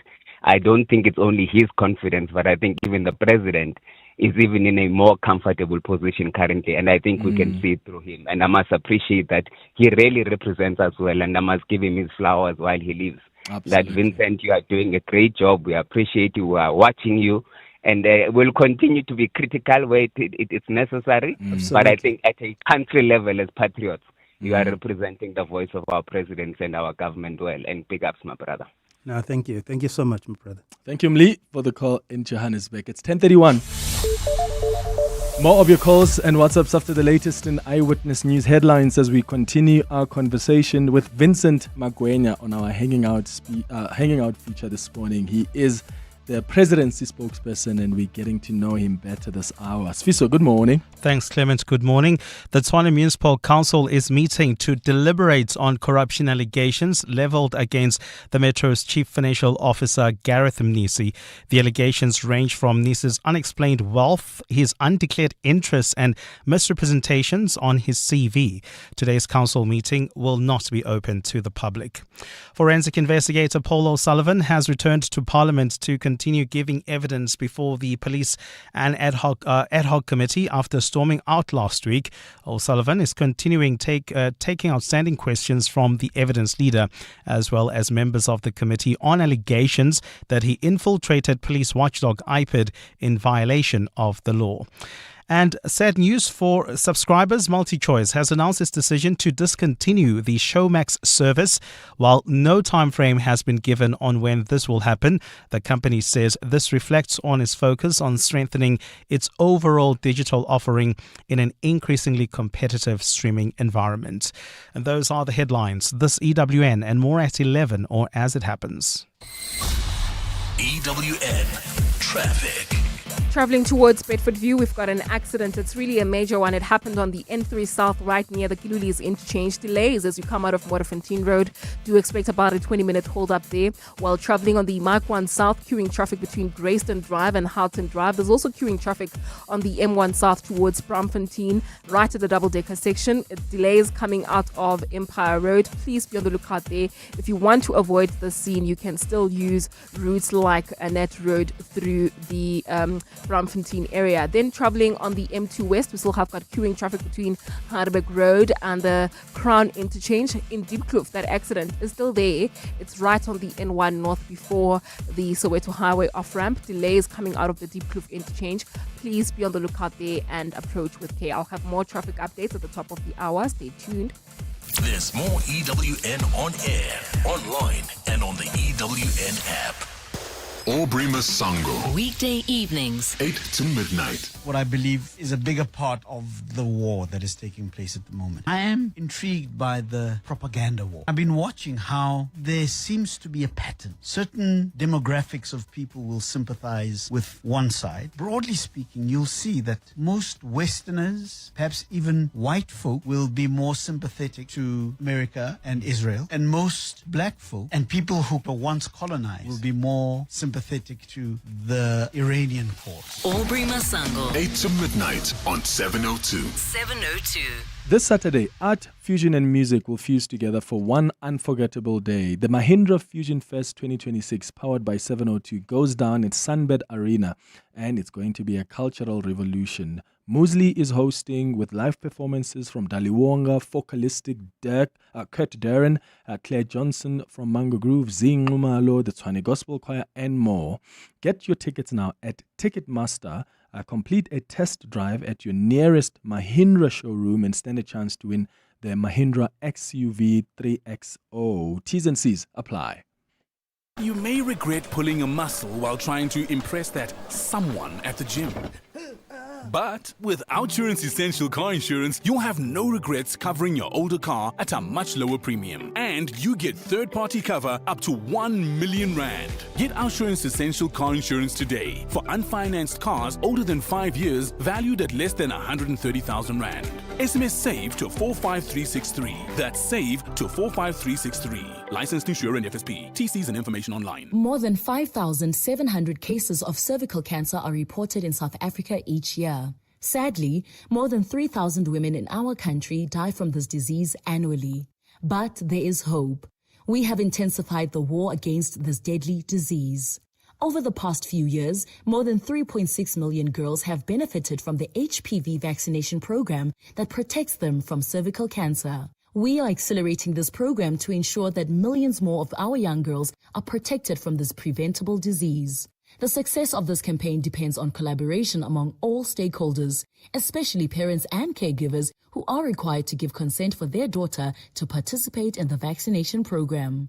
For more information, visit your nearest healthcare facility. This message is brought to you by the National Department of Health. Imagine a holiday where the only thing on the to-do list is to enjoy yourself. With NCL, world-class dining, award-winning entertainment, and a variety of onboard experiences come as standard. So enjoying yourself is easy breezy. We sail to over 400 destinations worldwide, including Europe, the Caribbean, and beyond. Your dream cruise is calling. Visit ncl.com for the best deals or contact your travel agent today. Conditions apply. Norwegian Cruise Line. It's different out here.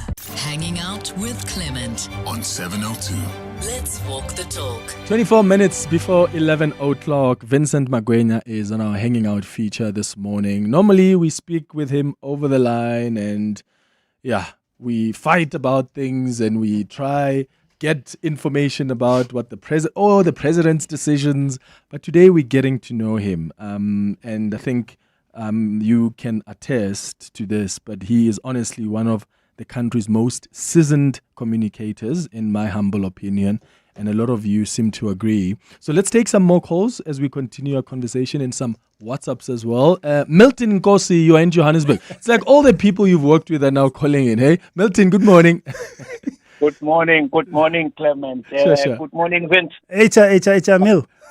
Okren. Gikrend out there, No, Sharp. I just wanted to also throw in my bit there. When I had Rich Mkondo call, I just brought back memories, and it just brought the feeling that I always had, which I wanted to share with Clement and our 702 lenders, that we are doubly proud of you.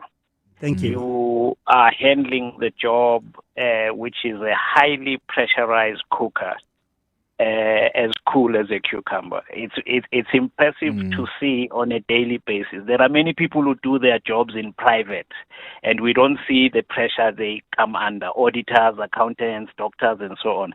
Your job is live on TV every day. Yeah. And we also watch the shirt you wear, how you spoke yesterday, and that's no easy feat. So I just wanted, because I also remember each time I look at you, I always go back to the first days I met you when you were a young lad at WTN. Just tell Clement what you thought when you were sent to pick up a tape at the BBC and you saw me there. What did you think? So I thought Milton was British.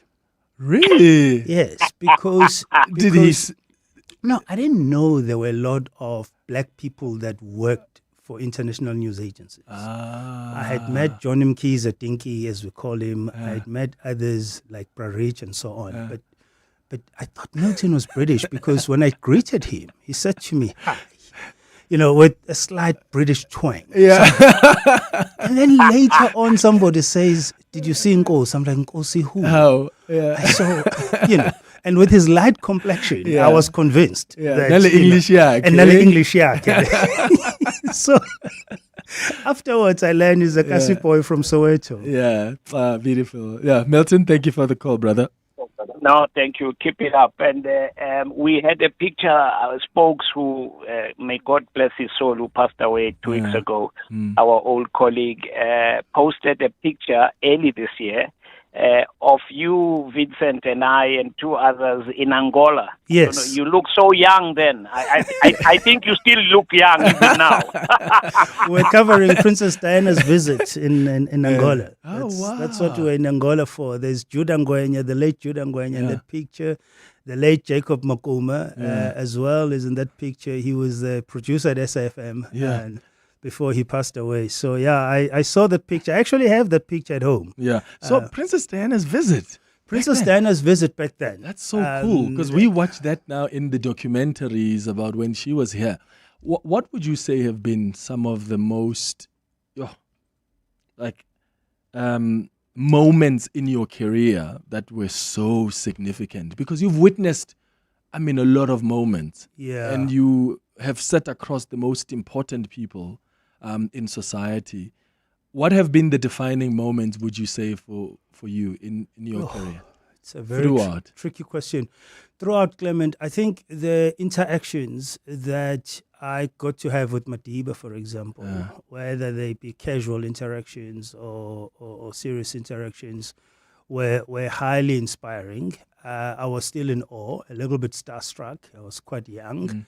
And I was meeting these people in real life. And then, the time I spent in the United States observing and one of the oldest and largest democracies in the world, both in its greatness as well as in its weaknesses, was quite fascinating. One of the first assignments I had in the U.S. was covering Bill Clinton's impeachment hearings in Congress. And I had to get my head around the sort of legalese of the U.S. Political system, and that was quite fascinating. But now working with the president and watching him in action and observing everything that he does and translating it to myself so that I can better represent him is both a challenge and an inspiration on a daily basis. The president is so calm. Does he ever get angry? Like, Vincent, that is wrong. Oh, why did you do that? Does he ever raise his voice? Because we've never had him like that. No, you will never. It's very rare that you will see that side of him. But there are times when he gets annoyed and he will express his annoyance and unhappiness, as you will expect of someone who's leading such a very large, complex sort of government institution, presiding over Africa's most industrialized economy that has a particular history that still plays out today. And all these different constituencies, whether they voted for him or not, they all are his constituencies, and he does embody that. And so he has, a very difficult and complex job. And so you will expect that when things go wrong, he must express his unhappiness. Have you ever gone to him when you disagreed with him and you're like, I don't agree with this or whatever? I tend to be diplomatic in my language with him. He's about... What do you call him? I call him Mr. boss. President? No, I call him boss. I call him boss, and I often call him sir. It's when we have public events that I'll refer to him as president, but in private I often call him sir or I call him boss. Baker says on the WhatsApp line, Clement, please can you inquire about the Vincent's fondness for his Mandela shirts? I also noticed that he has a particular fondness for one of them. Where does that come from? Because that's right, like you are normally in like Madiba shirts. So Clement, because of the amount of travel that we do and the short sort of stints of our trips and you're constantly on the move, I found these shirts to be very practical for me. So they don't wrinkle. I don't need to iron them. They're easy to pack and cramp into the smallest suitcase you can use. And so it's really both a comfort and a practical thing. I find suits to be, more sort of work to manage, and they have to be taken to the dry cleaners and so on. I remember in my first stint in the presidency, my wife will take my suits to the dry cleaners and she will collect them. Eventually they asked her, who are these suits for? Because they had never seen me. And when I went to pick up one, they said, finally, you are a person, you're alive. We always see your wife. Yeah. And so the shirts are much more easier to manage. Yeah. Let's go to some WhatsApps. 070 702 1702. Good morning, Clement and Mr. Magwenya. I would just like to know which part of the presidency news did he find the most difficult to tell the media, as far as a spin doctor that he is, and he's doing his job very, very adequately. Thanks, Dima. Good morning, Clement and your guest. Babu Mthokozisi Magwenya. I also don't know him closely, but as a patriot also, I think he represents South Africa well, and the dignity is so dignified. May he please keep his dignity and not be found in bed or under bad news, notorious situations. We look forward to be having such presidents in future. May he please keep up his good work. Anonymous from Joburg. Thank you, Anonymous. Thank you. You have presidential ambitions? Not that I know of. There was a question about which developments do you struggle to communicate to the media. Have there been instances where you thought, this is going to be difficult to talk about? Yes, there have been those instances. When you have a crisis that has, several complexities because of processes that will ensue, and that limits your ability to communicate as often and as much as you will want. That becomes difficult. And so when I started on my first day on the job, before I even knew where my office was and where I would park at the Union buildings, I had been asked by the president to join a cabinet retreat, which was in Zebula. And that's when the Phala story broke out. Oh, you were still fresh then. So I was like literally first on the job. And so that, as you can imagine, that was difficult. So as the brother that called earlier on, who said they were asking themselves, so as people are asking themselves, who is this Vincent and where does it come from? Right there, you have a big issue that you need to manage. So that was tricky. The other difficulty, Clement, I often experience is that government processes tend to be very slow. Which is the biggest frustration for the president. So you find from the time the president makes an announcement and the time something actually happens, you have that lag or whatever period of time you have in between. And you and your colleagues literally expect that the next day you'll be given details. So I'll give you the latest example. President announces the deployment of the military to the sort of gang hotspots in the Western Cape and other parts of the country. Now, he announces this in his State of the Nation address.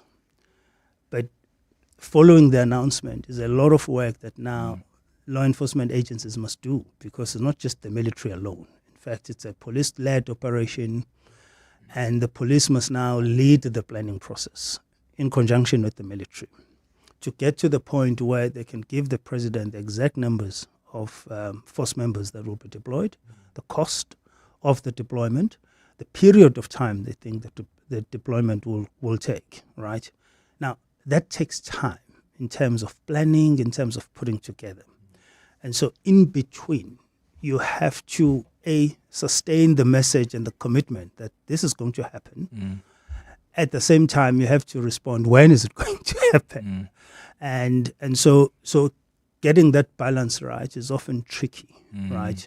So you have to then, state as honest as you can that there are processes that still need to take place. Yeah. Understanding and being empathetic to the impatience Yeah. because of the real crisis and situation on the ground. Absolutely. Yeah. I want us to go to your second song now. Should we do Sibongile Khumalo, Mountain Shade? Or should we do Aretha Franklin? Or Stanley? Tarantine. Hugh Masekela? Where should we go? Let's do Sibongile Khumalo Okay. and enjoy the genius of song arrangement by Themba Mkhize in this song, as well as the majestic voice of Usisi Sibongile. Oh, it is a majestic voice.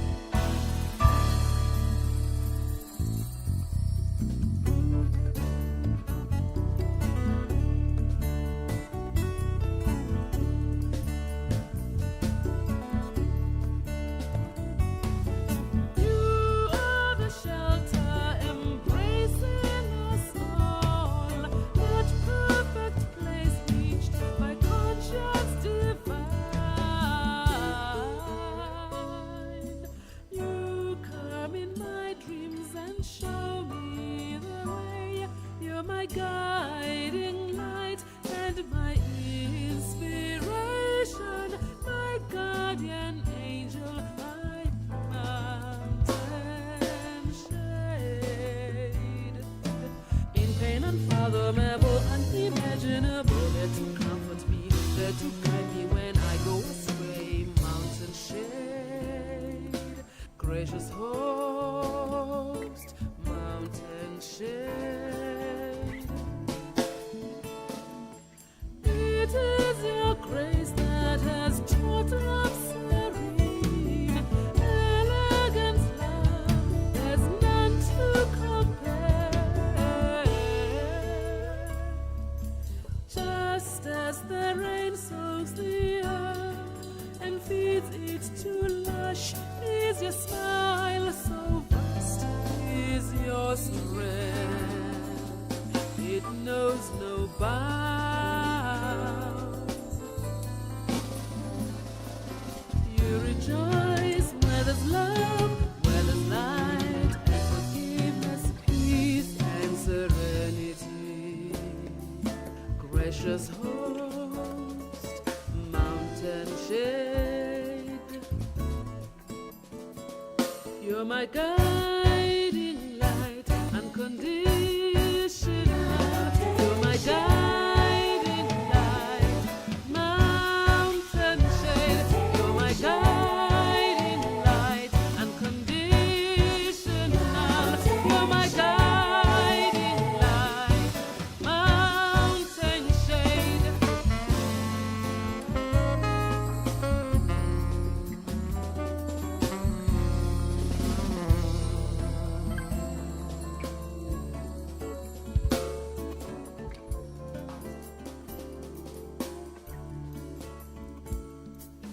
Reach for inspiration from above. Clouds change shape and I see your face. You always there for me.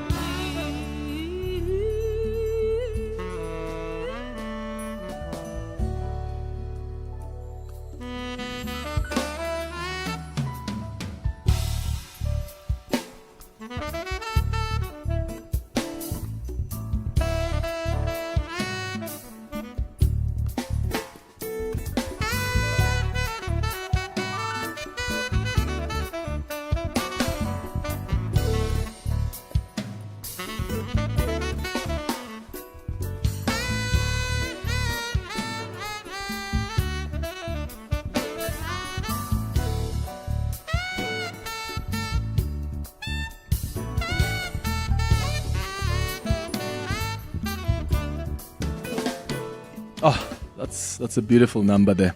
L&D on the WhatsApp line says, Clement, Vincent is such a great person. He was my CEO in a large PR agency. He was the most approachable leader, able to talk with everyone from interns to executives. He's not the best hiker.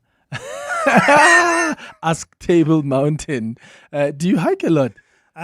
When I find time, I do, Clement. It's the one place where I find solace and I rejuvenate myself. Mm-hmm.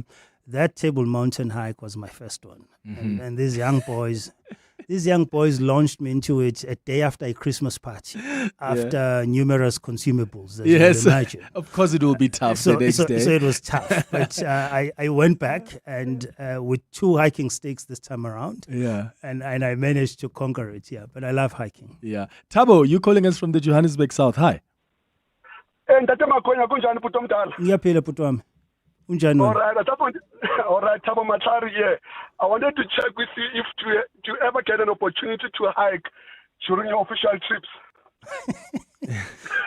So Clement, this Tabo's name is Disco. We call him Disco. Oh yeah, and I do hike with him at the Klip Riversberg Nature Reserve in the south because I live there. Yeah, and every time I have to slow myself down so that he can keep up.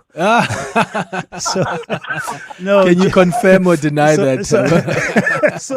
So during official visits, it's really difficult because we're mostly in cities. And the program is usually so packed. I do now and then squeeze in a walk, but I never get too high because you have to then go to the outskirts of that particular city, and there's never time for that in the program, unfortunately. Yeah, no, Tibos, thank you for calling, man, and try and catch up. Try keep up with Vincent. Thank you for your call. I want to wrap up with some messages that have come through here. Nessa says, Clement, you've got my favorite person in government there. I would say my political crush, Vincent Magwenya. He's such a calm and cool guy. You can just tell from his calm voice. Keep up the good work, sir, and hope to see you in other portfolios in government. Miss B says, hi, Clement. Your guest's CV is so refreshing. No cadre deployment. He's in the presidency on merit. That's a message there from Anonymous in Kempton Park. And then another one says, Clement, I really appreciate the work of Vincent Magwenya in the presidency. I sometimes think that he should be given time to read us that weekly letter of the president. We really do enjoy his voice. Thanks. Imagine reading that weekly letter every single Monday. And then another one says, Clement, I don't know Vincent. However, the guy certainly makes us proud as South Africans. He is a consummate professional. When Vincent says it, you are never left confused as to what he means. So we appreciate him. And with that, Vincent, we really appreciate your work that you do. Thank you so much for also always being able to engage with us, even when it's tough. Thank you. Even when you know we're going to ask the tough questions. Thank you. Just availing yourself to be able to send the message of the president. We really appreciate that. Thank you so much. And we appreciate your work too. You're one of as the media, the fifth estate, you're one of the key institutions that support our democracy. And we do need to subject ourselves to as much accountability as possible, but also it's important that we keep our citizens informed. Absolutely. Thank you so much for making time for us. It's Thank 2 you. minutes before 11. The Midday Report. Weekdays, 12 to 1. I was really sad to hear the news about Mosiwa Terra Lakota. I interviewed him many, many times over my career as a journalist when he was the Minister of Defence, and then, of course, when he made that landmark decision to leave the ANC, and then he decided to launch COPE along with Mbazima Shilowa. I spent a lot of time on the campaign trail with Mosiwa Lakota in the Eastern Cape. He was always so affable. He was very passionate. He was a patriot, and he was a true fighter. The Midday Report, With Mandy Wiener. 12 to 1 on 702. 702. Why worry about getting lost when you can discover so much more? Don't settle for a pavement 4x4. Get the Tank 300 from only $7,399 per month with off-road navigation that helps you stay on track. Visit gwm.co.za for T's and C's and to book a test drive. GWM. Go with more. Brought to you by GWM Finance, a division of Westbank, an authorized financial services and registered credit provider. The Vodacom United Rugby Championship is one of the hottest tournaments on the planet. Hollywood Bets adds spice with an epic competition in which 400,000 Rand in cash, prizes and betting vouchers must be won. Prizes include a Vodacom URC VIP experience and a glamorous Table Mountain adventure. To enter, simply bet 30 Rand or more on any Vodacom URC fixture between 23 January and 16 May. T's and C's apply. Hollywood Sportsbook is a licensed betting operator. No persons under the age of 18 years are permitted to gamble. Winners know when to stop. South African Responsible Gambling Foundation toll-free counselling line 0800 006 008 or WhatsApp help to 076 675 0710. The Money Show. Weekday evenings at 6. You've been investing in your stores, in your products, in your mechanisms as well. Is it that spending that putting your margins under a bit of pressure during this period? A lot of it in stores and front-end consumer-facing sort of areas of the business, but simultaneously we've been making some big investments in our infrastructure, our distribution centre in Midrand. Roy Bagatini, the CEO at Woolworth. The Money Show on 702. Let's walk the talk. The Money Show, Stephen Grootes, is brought to you by ABSA Corporate and Investment Banking. Refined performance is a measure of discipline. That's how we are invested in your story, and why ABSA returned as a proud diamond sponsor for this year's Hedge News Africa Symposium and Awards Ceremony. ABSA is a registered FSP. T's and C's apply. This is EWN. Good morning, I'm Sfiso Zulu. Forensic investigator Paul O'Sullivan has returned to Parliament to continue giving evidence before the Police Ad Hoc Committee after storming out last week. O'Sullivan will continue taking outstanding questions from the evidence leader as well as members of the committee on allegations that he infiltrated police watchdog IPID in violation of the law. Former prosecutor Michael Mashuga, who gave evidence yesterday, also further implicated O'Sullivan and his former assistant Sarah Jane Trent in interfering in IPID investigations. Mashuga alleged that O'Sullivan even targeted former acting police commissioner Khomotso Phahlane to try get him fired. MultiChoice has announced its decision to pull the plug on Showmax. While no time frame has been given on when this will happen, the company says this reflects its focus on strengthening its overall digital offering in an increasingly competitive streaming environment. The Showmax business has been marred by substantial annual losses. In a statement released this morning, Showmax assures that there will be no immediate interruption of its existing service. The Tshwane Municipal Council is meeting to deliberate on corruption allegations against the Metro's Chief Financial Officer, Gareth Mnisi. The allegations range from Mnisi's unexplainable wealth, his undeclared interests, and misrepresentations on his CV. Today's council meeting will not be public. Thabiso Goba reports. The trouble for Gareth Mnisi came when he went through a divorce in 2024. Court papers from his divorce show the 36-year-old has been living a life of luxury, which some political parties say is far beyond his salary and declared assets. Republican Conference of Tshwane Councillor Lex Middleburg says Mnisi has also misrepresented his CV to the municipality, including a fake claim that he once worked for National Treasury. The ANC in the region recently called for an investigation into what it describes as Mnisi's unexplained wealth. Meanwhile, the DA's caucus leader, Celia Brink, has questioned why all of this is coming up now. And if there are allegations against the CFO, the city manager must share with council what the result of that investigation was. These allegations and more will be deliberated during today's closed-door council meeting. Thabiso Goba, Eyewitness News. And the country's film and television industry mourns the death of Soie Philander. The veteran entertainer died in Cape Town last night. He was 65 years old. Philander was best known for his work in local TV productions, and he was also part of the inaugural team when Cape Talk went live in October 1997. Kim Ray Clark has more. Soie Philander has been described as a versatile performer with a repertoire that spans television, theatre and radio. In 2019, he was honoured with a coveted Savannah Comics Choice Lifetime Achievement Award for his work. TV personality Ingrid Jones recounts working with Philander at the start of her radio career. She says she admired him most for his positivity. You know, we were a little bit scared of him. He was this big character, and when he walked into the building, we would know that he was in the building. And he was literally a larger-than-life figure. The CEO of the Artscape, Marlene Leroux, says Philander lived a life dedicated to the betterment of others. He regularly ran soup kitchens and campaigns to collect sanitary products for girls in need. Behind that jovial folly was also a seriousness, a man with wisdom, a man traveling about himself, about identity, but at the end it was all about others. Philander died at home after being discharged from a Cape Town hospital on Tuesday. Camray Clark, Eyewitness News. Gold is trading at $5,166.09 an ounce. The rand is at 16.47 to the dollar, 21.98 to the pound, 19.12 to the euro. Brent crude oil is at $83.17 a barrel. And in the traffic, we've got delays on the N3 South. This is due to an accident right near the Kiluli's turn-off. Delays coming out of Linksfield Road while traveling in Sandton. Please be on the lookout for an accident. It happened on the N1, rather the Mark 1 North, right after Greyston Drive. It's causing delays. Please be on the lookout there and try to avoid. A cloudy day in store for Gauteng with scattered showers. The temperatures will peak at highs between 24 and 26 degrees. The top story in EW and the Soie. Forensic investigator Paul O'Sullivan has returned to Parliament today to continue giving evidence before the Police Ad Hoc Committee after storming out last week.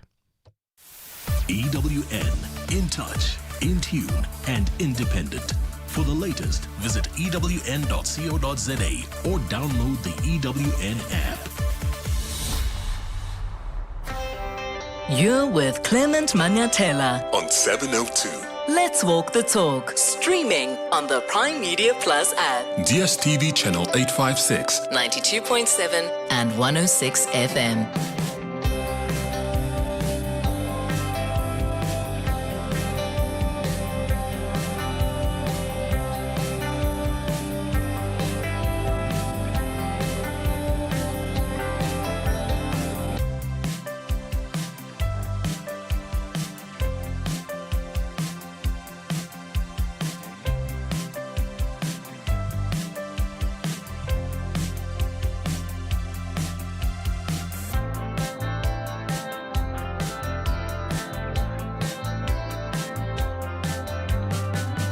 Six minutes after 11 o'clock. Dumelang, welcome to the third and final hour of the Clement Manyathela Show. Thank you for sticking with us here on 702, and thank you for your wonderful words of appreciation for Vincent Magwenya. Some of them came through when we were done with the conversation, but so many. Professor Ongkhopotso JJ Tabani also sent a message on Twitter saying, hi Clement, Vincent Magwenya is the best presidential spokesperson since Pax Mankahlana. He is measured and agile. The only downfall is inability to persuade the president to be accessible to the media on a regular basis. I hope he gets this right before 2029. Mesu on Twitter also says, Clement, I wanted to know his clan names. Magwenya is an odd surname. Me and my son always make fun of his surname. He did actually tell us his clan name. In fact, someone called who said his clan name, and he further went on to explain. He's from Umlazi. It's a Zulu surname, and I know a number of people often think, but that's quite odd for that part of South Africa. But yeah, that's what it is. It's 8 minutes now after 11 o'clock, time for our Thursday dialogue. The Dialogue with Clement Manyathela. It's not just another roundtable discussion. Let's walk the talk on 702. On our Thursday dialogue this morning, as we enter day 6 of this war in Iran, I want us to discuss the economic effects of this Middle East conflict to the world. Because the approach that Iran has taken here, their strategy seems to be to internationalize this war, to increase the collective price of the conflict. So it's almost like it's a war against the entire global economy, which is why you see them targeting other Gulf countries. That's why we see disruptions at hotels, at ports, the impact on energy infrastructure. And maybe the hope is that these countries on the Gulf who are also affected by this war, and the countries outside who rely on the Gulf for things like energy, will somehow put pressure on President Donald Trump to wrap up this war quickly. I mean, the last thing you want is a ground invasion, because what often follows a ground invasion, if history is anything to go by, what follows it is a terrible civil war, a refugee crisis, and many other crises. Especially, I mean, we've got to be concerned now because the U.S., according to CNN, has been arming Kurdish forces so that they can foment an uprising of sorts. But back to the economy, the world's most critical oil shipping route, the Strait of Hormuz, has been effectively closed. I mean, this is a strait that handles about a quarter of the world seaborne oil trade and about a fifth of the world's supply of LNG, the liquefied natural gas. And this war has effectively paralyzed that waterway. Almost no ships are entering or exiting the strait, which means we can now look at higher oil and gas prices, which will only push up inflation. And I saw the other day the U.S. President, sort of to stave off a potential energy crisis, he said that the U.S. Navy could escort the ships through the waterway and insure them at a very reasonable price. But I don't know if there are countries and companies that are taking this up. Saudi Arabia, Kuwait, Qatar, these are countries where 90% of their oil exports passes through this narrow route. I mean, there are countries that suffer as a result of the disruptions in this route. I mean, India imports 80% or so of its oil, and 60% of that comes from Middle East countries. China is also going to get affected because it's actually the world's largest oil importer. It brings in 10 million barrels of oil every day. 40% of China's oil imports pass through the same waterway. So if the Strait of Hormuz is blocked, that will affect the economy of China and many other countries. And you know, if China's economy is shaken, that affects all of us. The effects are going to be felt all over the world. It's so funny because this is like a 33-kilometer area, but it holds so much power to shake the entire world. So you can share your thoughts with us on 011-883-0702. What do you think the long-lasting impact of this conflict on our economy, the global economy also, is? I mean, over 12,000 flights have also been cancelled across the region. So we'll touch on that as well later on. Like, it's not just the global oil prices that have already started surging past, I think, $80 a barrel. Analysts are warning that it could even cross 100. But when you look at airports, the hotels, there are industries that are being affected in the Gulf countries. And for South Africa, this is not a distant conflict. We import most of our crude oil, and we are potentially also facing a possible crisis too. So let me introduce my guests who are going to guide us through this conversation. But you are welcome to join it too on 011-883-0702. The WhatsApp line is 072-702-1702. Annabelle Bishop is an Investec chief economist who's joining us on the line. Annabelle, thank you for making time. Good morning. Yes, good morning. Thanks very much for having me. We also have Timothy Walker, who's a senior researcher on maritime security at the Institute for Security Studies. Timothy, thank you for also making time. Good morning. Thank you, Clement. Good morning, and good morning to everyone listening. Yeah. Annabelle, let me start with you. For South Africans, what does this war mean for their wallets right now? Because we're thinking of petrol, we're thinking electricity. I mean, where are we likely to feel it first and the hardest? Very much. So first of all, I'd like to say it depends how long the war lasts for, and therefore, of course, how long the fuel price is elevated for the oil price. As you know, South Africa imports oil, and we obviously price our fuel prices against the petroleum product price. So that's priced in US dollars. So it matters for us both what the rand does against the US dollar. And as you know, there's been some weakness. And also, of course, as well, what's happened in terms of oil prices themselves. Oil prices most recently, of course, above $80 a barrel now. We did some estimations. It really turns out that if oil prices stay above $80 a barrel for the remainder of this year, which we don't think will be the case. Remember, we said that currently the indications are the war could last for 4 to 5 weeks, going what the US does. But nevertheless, let's say that oil remains elevated. Then inflation actually rises by the end of this year to about 4.5%.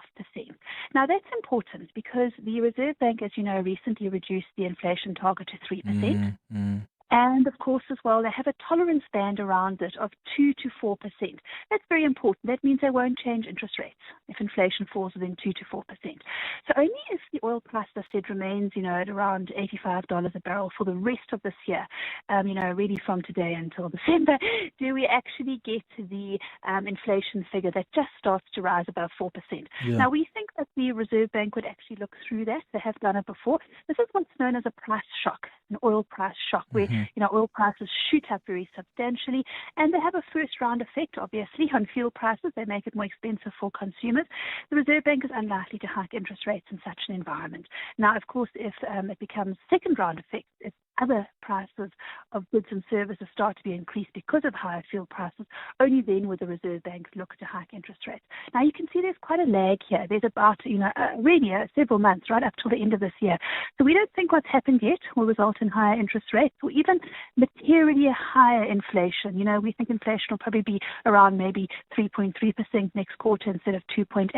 So it's just short, sharp, hard shock at the moment. But of course, everything will change if this lasts much longer. The war lasts much longer, the supply disruptions might last much longer, because that's really what matters for oil prices, the interruption to supply. Countries can produce more to try and mitigate the price effect, but for those trying to get to Hamas Strait, obviously this is the big problem, the supply issue. So that really is, all the different factors that really come to bear on this. Obviously, if it starts to come through in higher electricity prices, all of that, because of, higher diesel costs, all of those factors, then the Reserve Bank may reconsider interest rates. But really, that's quite far down the line. It's likely just to be a short, sharp, immediate price effect, even if oil prices do go close to $100 a barrel exceeded, and then drop back. Because the US themselves have, really anticipated a short, sharp strike in the war. But obviously, we all know things can change, and they'd reassess and relook at the impact of consumers if that's the case. Yeah. Timothy, let's talk about this Strait of Hormuz that is effectively closed. What is the impact? Because it's quite significant. It's a significant waterway to the world. So how important is this waterway, and what is the impact of it being effectively closed for this long now? Yeah, it's going to have a tremendous impact, particularly around the countries who are a little bit closer, who are reliant on oil and liquid natural gas coming out of the Straits of Hormuz. It's the largest, obviously, reserves in the world. And countries like Qatar, like Bahrain, and Kuwait, there's no alternative for them to get their oil out apart from putting it on ships and sailing it out through the strait. And that's always meant it's been considered a choke point, somewhere where if pressure is applied by a coastal country or even a country using a navy, could really harm the interest of countries who depend on that. And a country like India is very reliant on importing liquefied natural gas from Qatar. I mentioned China. Very, very dependent on oil to a great extent still. It's ramping up its renewable energy and coal even as well. But nevertheless, as we've just heard as well, the oil price affects so many things. If it's the carriage of goods, if it's the manufacturing of goods, it's also the logistics. It all has a knock-on effect, and that ultimately reverberates around the world. So what happens in, as you say, a very narrow stretch of water, really only about 30 kilometers wide, ends up having that global ramification. Yeah, quite crazy. I saw that Maersk, Hapag-Lloyd, MSC, CMA, CGM have all sort of rerouted around the Cape of Good Hope. What does that mean, Timothy, in practical terms, and how many more ships are now traveling through South African waters? We've seen a surge in the number of ships over the last week, about 35% increase according to a company called Windward.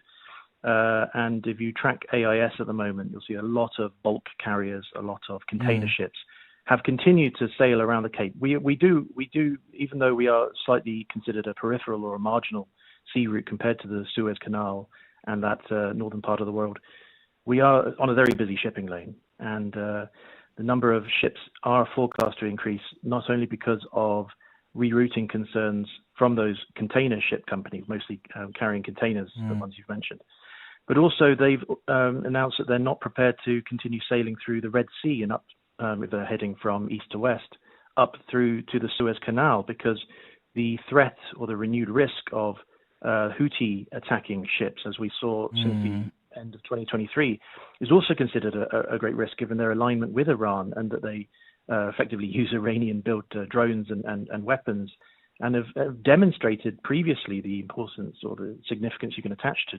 choking off shipping in that regard. So the elevation of South Africa as the president yesterday was asked about this, and he said, we when there's turmoil in the world, we become a safe passage for goods and ships, and we will give safe passage.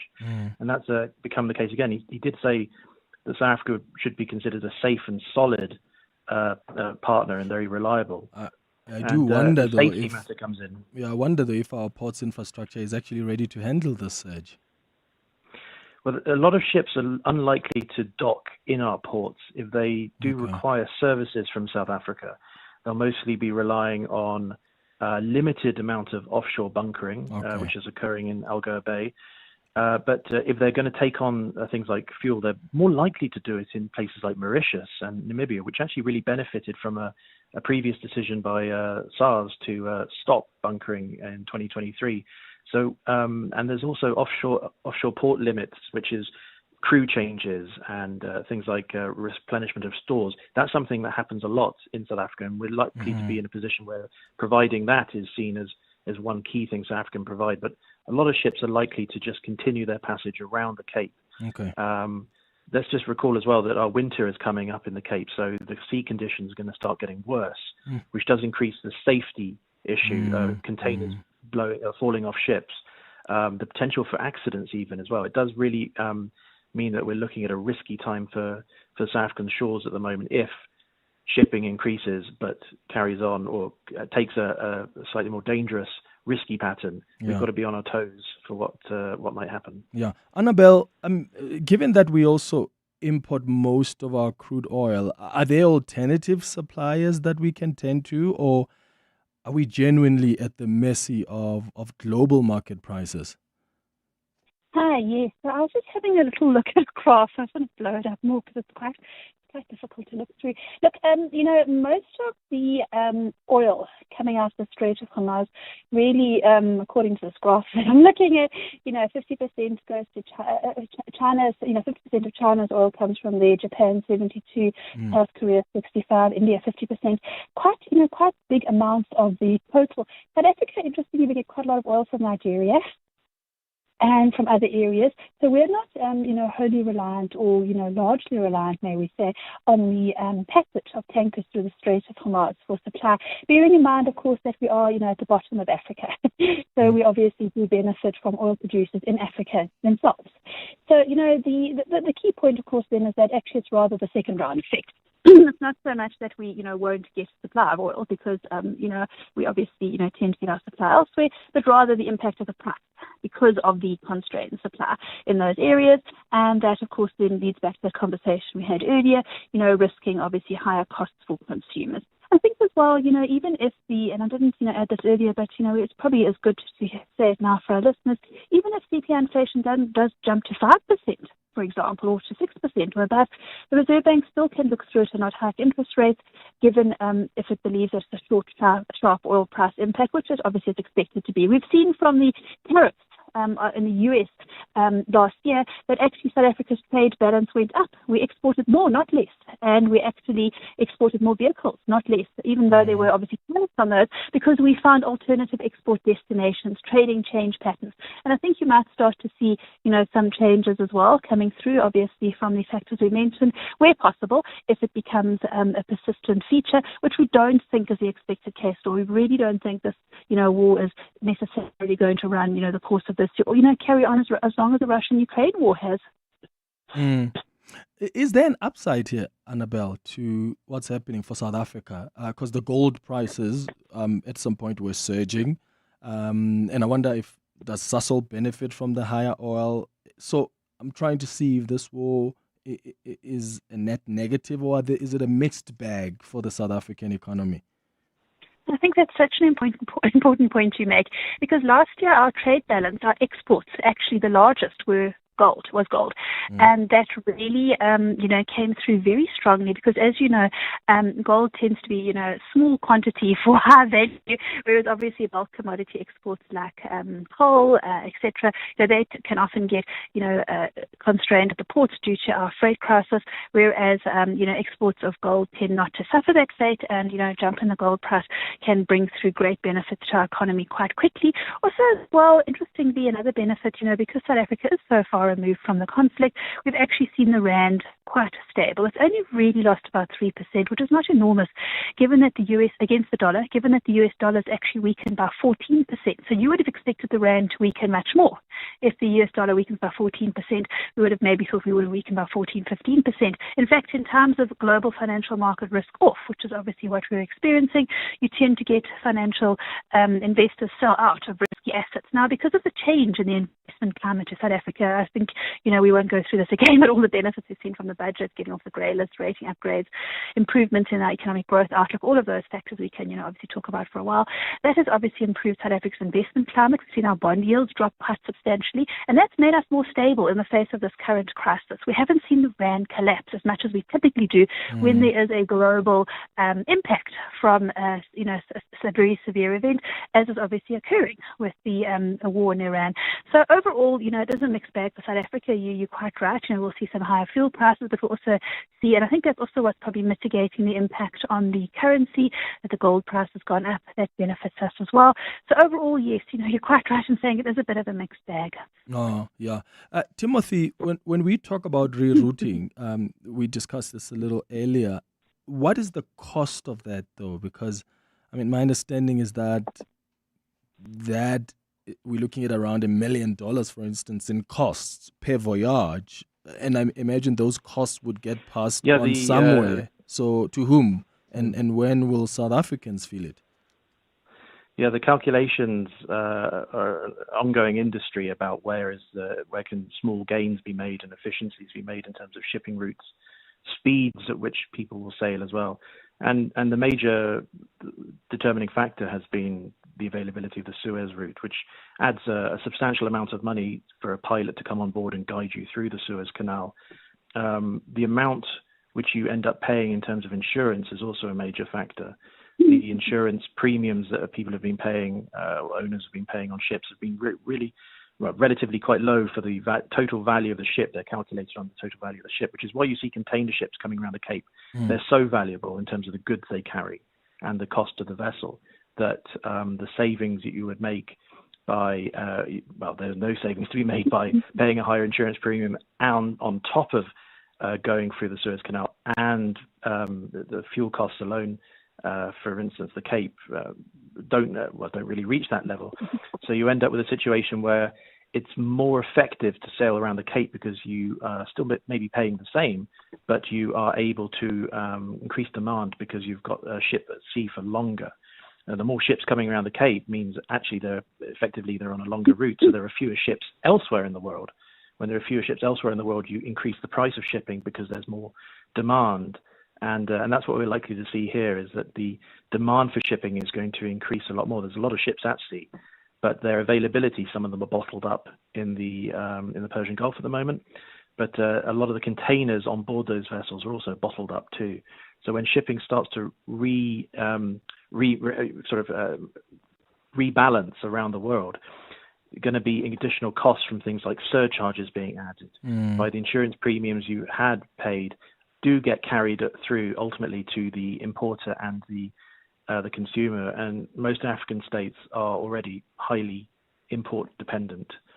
So the logistics add a significant chunk of the cost, and those costs are actually going to be going up. So shipping companies aren't necessarily looking at this going, it's terrible. They're actually going, we're going to make quite a significant amount of money here because the demand for our vessels are going to be going up. Just going back to the Straits of Hormuz as well, there's still no ships trying to get through at the moment, but there is one ship which tried a few hours ago and was hit. Of course. And it was hit by by a drone, a suspected drone. The crew have evacuated. It's called the Shafin Prestige. Of course. The only other vessels in the vicinity at the moment are Iranian flag vessels. Yeah. What do you which make are of going what Donald Trump suggested, that maybe we can do that at a fee and we can escort some of these tankers? It's an interesting proposal because it's kind of creating even more risk, I would say, because if you are paying, if it's the United States offering this as a war's going on and targeting, it's in effect kind of a bit of a protection racket, sort of creating the danger and then charging to be protected from it. There's a very well-established marine insurance industry which has been around for over 300 years, who are well versed in calculating the risks and setting up the systems to cover the costs and the shortfalls. The United States could offer this as a backstop in a short-term process, but it's not necessarily a continued solution. The only solution really, if Iran were to attempt physically, because it's only really kind of done this, apart from the attack I mentioned just now, but largely by word and threat, to close the canal, that the Americans would effectively have to force their way through into the Persian Gulf. And that's something the Iranian Islamic Revolutionary Guard Corps have been training for and equipped for years. So there does seem to be a potential looming fight. The Americans have tried to take out all of the Iranian regular navy, including two of the three vessels who came to South Africa for the Will for Peace exercise. They're now sunk and destroyed. They've targeted those vessels, but the kind of vessels Iran has really equipped itself with are small vessels able to evade or not be seen very well, who are carrying anti-ship missiles. So the offer of protecting ships and providing insurance is one thing, but the Iranians, if they were to flood the strait with mines or with these smaller vessels, it would force the Americans to forcefully go in, and that is a very risky thing even for them. Yeah, well, we're going to take the latest in Eyewitness News headlines, and we'll continue this conversation with Timothy and Annabelle. I see your calls as well coming through, your WhatsApps as well on 072 702 1702. It's 11:31. Bali, good morning. Thanks, Clement. Good morning. Gauteng police have recorded a reported reduced overall crime rate over the festive season, but police have highlighted an increase in attempted murder cases as well as the possession of illegal firearms. Provincial Police Commissioner Tomim Tombeni delivered crime statistics this morning for the period between October and December of 2025.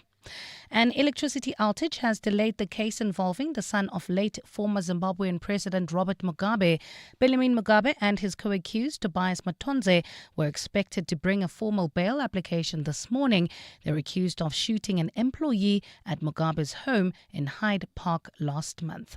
And MultiChoice has announced its decision to discontinue the Showmax service. While no time frame has been given on when this will happen, the company says it reflects its focus on strengthening its overall digital offering in an increasingly competitive streaming environment. The Showmax business has been marred by substantial annual losses over the years. Well, those are the headlines. This EWN and more at midday or as it happens. EWN Traffic. Travelling in Sandton, we've got delays on the Mark 1 North between Grayston Drive and Marlborough Drive. That's due to an accident. There's also queuing traffic on the N3 South towards the Gilulis interchange. That's due to another accident scene that's causing delays from Waterfontein Road. While travelling on the N3 North in the Bedford View area, do expect delays as well. This is between Van Buren Road and the Gilulis turn off. Heading towards Amalgam, expect delays on the M2 West. This is between the Crown interchange and Main Reef Road. And if you are already travelling along the Mike 1 North route, the Crown turn-off, do expect delays there. There's a pile-up of about 10 minutes there, so please be on the lookout and continue driving with care. And do remember that we still have got wet weather conditions, so if you are travelling on the roads, do remember to keep your headlights on, a safe following distance, and drive a bit slower than usual. We'll have more traffic updates for you at the top of the hour. Stay tuned. There's more EWN on air, online, and on the EWN app. 702 Afternoons. With Relebohile Maboja, 1 to 3 p.m. Conversation around dog psychology with licensed psychologist Dr. David Consalves. There's some people that predators, scammers, abusers will never try. And I don't know what it is they see. Perpetrators can often tell who has someone in their corner and who doesn't. There's a certain confidence that comes from, there is someone in my corner. And they read that confidence, body language, language that they use, where this person is connected to someone who cares and who has some form of influence. 702 Afternoons. With Relebohile Maboja. Let's walk the talk. Why get stuck in an e-hailing ride with 80s music and a Mr. Motomouth when you can get so much more? Get the Haval Jolion Pro Limited Edition from only $4,699 per month with Apple CarPlay and a panoramic sunroof to start your journey to ultimate freedom, okay? Visit gwm.co.za for T's and C's and to book a test drive. GWM. Go with more. Brought to you by GWM Finance, a division of Westbank and authorized financial services and registered credit provider. So you thought you were building a business in this economy, but day by day, somehow it grew. You kept going when the freezer didn't freeze, the bucket didn't budge, and the bank balance barely blinked. So you thought you were building a business. You weren't. It was building you. Because this isn't just what you do anymore. It's who you are. And you don't trust just anybody to protect it. Chat to your broker about Old Mutual Insure Business Insurance. Protect what built you. Old Mutual Insure Limited is a licensed FSP and non-life insurer. Gear up for glorious Grand Slam success with Hollywood Bets. Take your tennis passion to new heights and feel every stroke, rally and match point as the drama unfolds at the Australian Open, Roland Garros, Wimbledon and US Open. The biggest stages in tennis have been set as the world's best go head-to-head for ultimate bragging rights. Bet now and make every moment count. T's and C's apply. Hollywood Sportsbook is a licensed betting operator. No persons under the age of 18 years are permitted to gamble. Winners know when to stop. South African Responsible Gambling Foundation toll-free counselling line 0800 006 008 or WhatsApp help to 076 675 0710. The Dialogue with Clement Manyathela. It's not just another roundtable discussion. Let's walk the talk on 702. 24 minutes before 12 o'clock, the economic impact of this war in Iran, that impact across the globe, that's what we're discussing on our Thursday dialogue this morning, because we have entered day 6 of this war in Iran, and you can see that this is really a war against the entire global economy. You are consistently every day increasing the collective price of the conflict. And we've been talking mostly about what the impact is on your wallet, your pockets, but what's the impact to the rest of the world? And we need to care about that, because if you look at the world's most critical oil shipping route, the Strait of Hormuz, which we've been talking about, that is critical to even countries like China. And if China gets affected, it's the world's largest oil importer. It brings in millions and billions of barrels of oil every day. 40%, in fact, of China's oil imports pass through this waterway. So if the Strait of Hormuz is blocked, that will affect the economy of China. And if the Chinese economy is shaken, effects will be felt all over the world. So we're talking about this impact, also the opportunities that it presents for South Africa. I've got Timothy Walker, who's a senior researcher on maritime security at the ISS, and Annabelle Bishop, who is an Investec chief economist. Let's go to your WhatsApps on 072 702 1702. Morning, Clement. Iran did say that they're not going to target Chinese and Russian vessels. So, I think when the vessels pass, they can clearly see which country the vessel is registered to. And then they know they are not targeting Chinese and Russian vessels. Instead, they're targeting Western vessels. That's what they've stated. This is Koketso from Joburg. Hi there. But wasn't that the point of starting this war anyway, right? To increase the price of oil? Because you should remember, if Trump suddenly takes over Venezuela and then he tells all of these big oil companies to go in and take the oil, then suddenly those people need to make their money back. And then the only way to make their money back would be to increase the price of oil so that they can make a bit of a profit. And because the supply from like all of these other countries is now suddenly gone dry, then the only people who can supply it would be like your Venezuelans and the likes, and then they make their money back very quickly. Hi, morning, Clement and team. Maparia from Rediport. Can you just spare a thought for this view that this is premeditated from America to say, for us to get back to holding the energy sector, we need to take oil from Venezuela, then attack Iran. Iran then in turn is going to make the oil distribution damn near impossible. But then everyone will come buy oil from us since now we have oil reserve from Venezuela. What do you think about that? I think that was premeditated from America. America prepared for this beforehand. They made sure that they secure Venezuela oil before they can spoil everything for the world. So America got Venezuela's oil, whereas the rest of the world will have problems. This is America's problem. They created problems for the world. Well, the effects are definitely being felt across the world. Timothy, your thoughts on what the listeners are raising? By the way, have we seen any Russian and Chinese vessels, sailing over this strait? No, not Russian vessels. It was interesting. The last view was.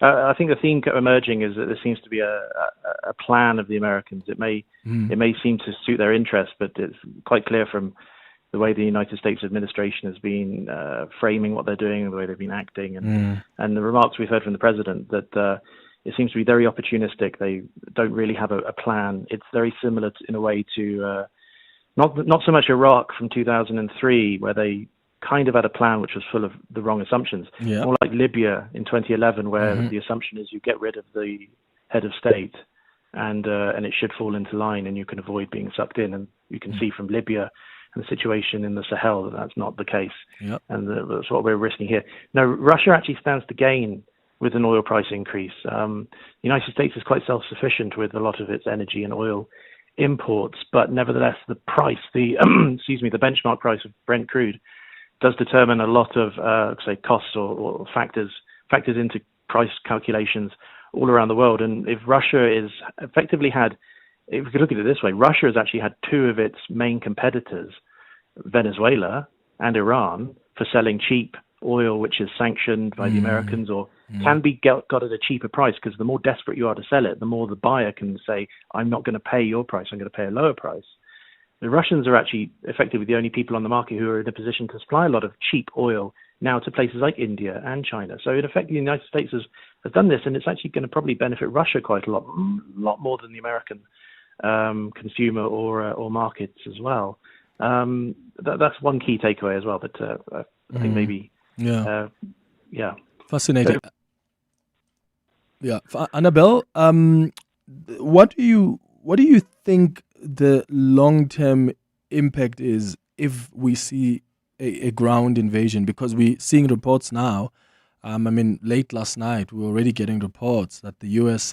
has been arming Kurdish forces to ferment some kind of an uprising.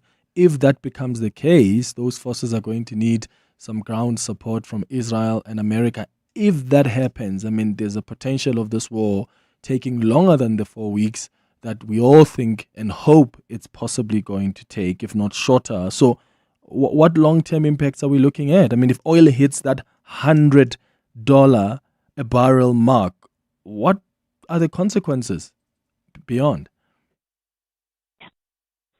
Is the question for me or for... that was for you, Annabelle. So we actually have looked at that, oil at $100 a barrel over the course of this year, and that drops GDP growth. We get a weaker economy in South Africa. Sure. We know about the higher oil price and the higher inflation rate, but interestingly, when your inflation rate rises, your real GDP growth rate actually falls. And, the way to understand that is that GDP growth, is something we will look at to obviously give us a sense of how the economy is doing, but it's adjusted for inflation. So, we can't have GDP growth getting stronger and stronger just because prices are rising, because inflation is increasing, but there's nothing, really happening in the economy. So that's why they adjusted for inflation. They take the inflation rate out of it. So, when we obviously find ourselves in a situation where the inflation rate jumps substantially, then you can see that actually has a moderating effect on the GDP growth rate itself. Because also as well, let's not forget that people obviously are paying a lot more for fuel prices, so they are cutting back on other areas of the economy in terms of, discretionary spend. It impacts your disposable income. So we see the GDP growth rate dropping to 1.1% by the end of, and instead of the forecast of 1.5% for this year. So in other words, you could say we were looking for 1.5% growth for the year, and it now looks like if we are in this environment where oil is at $100 a barrel, potentially closer to 1.1%. So bear in mind that's a forecast, that's not the actual. If you look at it from a quarterly perspective, it means each of your quarters, drop down to maybe 1% or less than that. It has a negative impact on employment, as you would imagine, people having to switch expenditure away from certain areas to afford higher fuel costs. And, of course, fuel obviously being a necessity in South Africa, that in turn has a negative impact on employment, and so it can obviously persist through the economy as long as the war lasts. I'm not too sure, exactly how obviously it's all going to play out, but, it does still seem like from a shipping perspective, from use of the waterways in the Red Sea and the Straits, all of that is something I think which actually may even exacerbate the war. It may actually intensify as the U.S. Perhaps increases strike action, and of course Israel, if they can, to try and actually clear those passages for fleets. So it's really quite a difficult situation to really try and predict from an economic perspective.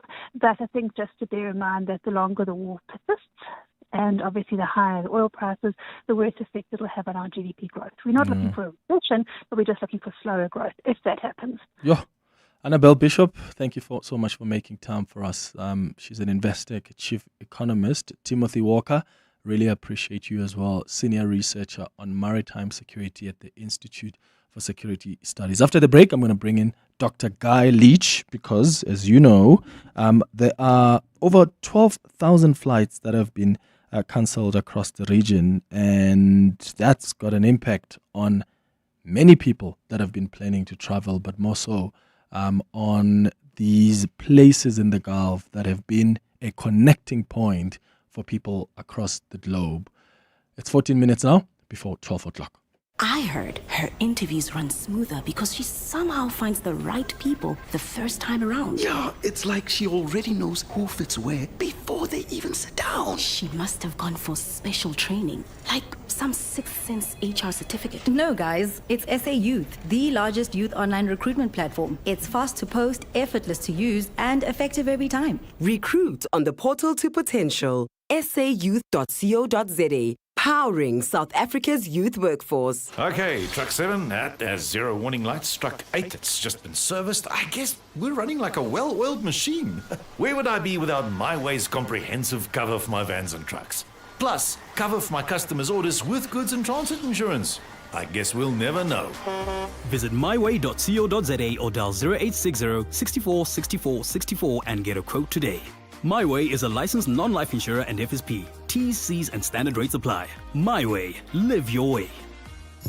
It's your last chance to save with the Checkers Extravaganza. Save extra on deals like Fanta, Sprite or Stony soft drinks 2 litre, any 2 for 39 Rand. Lancewood cheddar or Gouda cheese, 900 grams for 129.99. And Baby Soft white 2-ply toilet rolls or quilts, 18 per pack for 129.99. Save 40 Rand. Valid until 8 March, only at Checkers, Checkers Hyper or shop on 6060. The Dialogue with Clement Manyathela. It's not just another roundtable discussion. Let's walk the talk on 702. 12 minutes before 12 o'clock. So we've looked at other aspects of the economy, the impact of the world's most critical oil shipping route the Strait of Hormuz being closed. Well, it is effectively closed because the ships are not really being allowed. And as you heard from Timothy, there's one that tried a couple of hours ago and it was targeted. That's just but one aspect of the economy that's being impacted. But there are other disruptions. There are thousands of flights that have actually been cancelled. Dr. Guy Leach is an aviation analyst joining us on the line. Thanks for making time, Dr. Leach. Good morning. Yeah, hi, Clement. Nice to be with you and your listeners. So when you look at Dubai, you look at Doha, Abu Dhabi, I mean, these are one of the most busiest connecting hubs for South African international travelers. All three were closed and severely disrupted. How bad is the situation right now for South Africans who were traveling through these airports? I don't think we've any idea how actually difficult it is on the ground. You know, we talk about numbers it's actually now the numbers between probably 17,000 to nearly 20,000 flights have been disrupted out of the combined Middle East. That's impacting about 2.5 million travelers. Those numbers are absolutely huge. It's completely disrupted the entire aviation system around the world because, as you pointed out, this is the key hub. It's the most important hub for world connectivity. It connects east to west and north to south. And increasingly, we've seen over the past 25 years this massive swing towards what we call hub and spoke flying, where people will choose to go via the Middle East, even if they're going from, say, South Africa to Europe. And particularly, obviously, if you're going east to Australia even, or Hong Kong, or India, you go via Dubai typically. So the impact on South Africa has also been enormous. It wasn't helped, by the way, by a press release yesterday by DIRCO, which actually didn't offer much comfort at all to all these people who were stranded. Are there alternative routes, though? Any alternative routing options for people that, South Africans maybe needed to travel to Europe or Asia? Because there was a mention of Istanbul, of Nairobi, Addis Ababa, and I wonder if these routes are able to absorb that demand. Yes, and you're dead right. I mean, there are any number of other alternative hubs. Istanbul, Turkey, has become a major hub in its own right. So has Addis Ababa in Ethiopia, and Nairobi is trying hard to become a hub. So those are all alternatives, but you don't have to go via hubs. The point-to-point travel network is still very attractive, and that means that if you want to fly to Amsterdam or London, there's nothing stopping you flying direct from Joburg or from Cape Town. Obviously, as demand for those flights increases, so will ticket prices, but it's also nice sometimes not to have a stop. So as long as you're not stuck on the ground in Dubai or Qatar or wherever, absolutely you need to be looking at alternatives. But you're going to struggle to get a full, certainly an insurance claim back, although you should be able to get refunds from the airlines if you did cancel existing flights. Oh, so they refunds or maybe perhaps route bookings as well.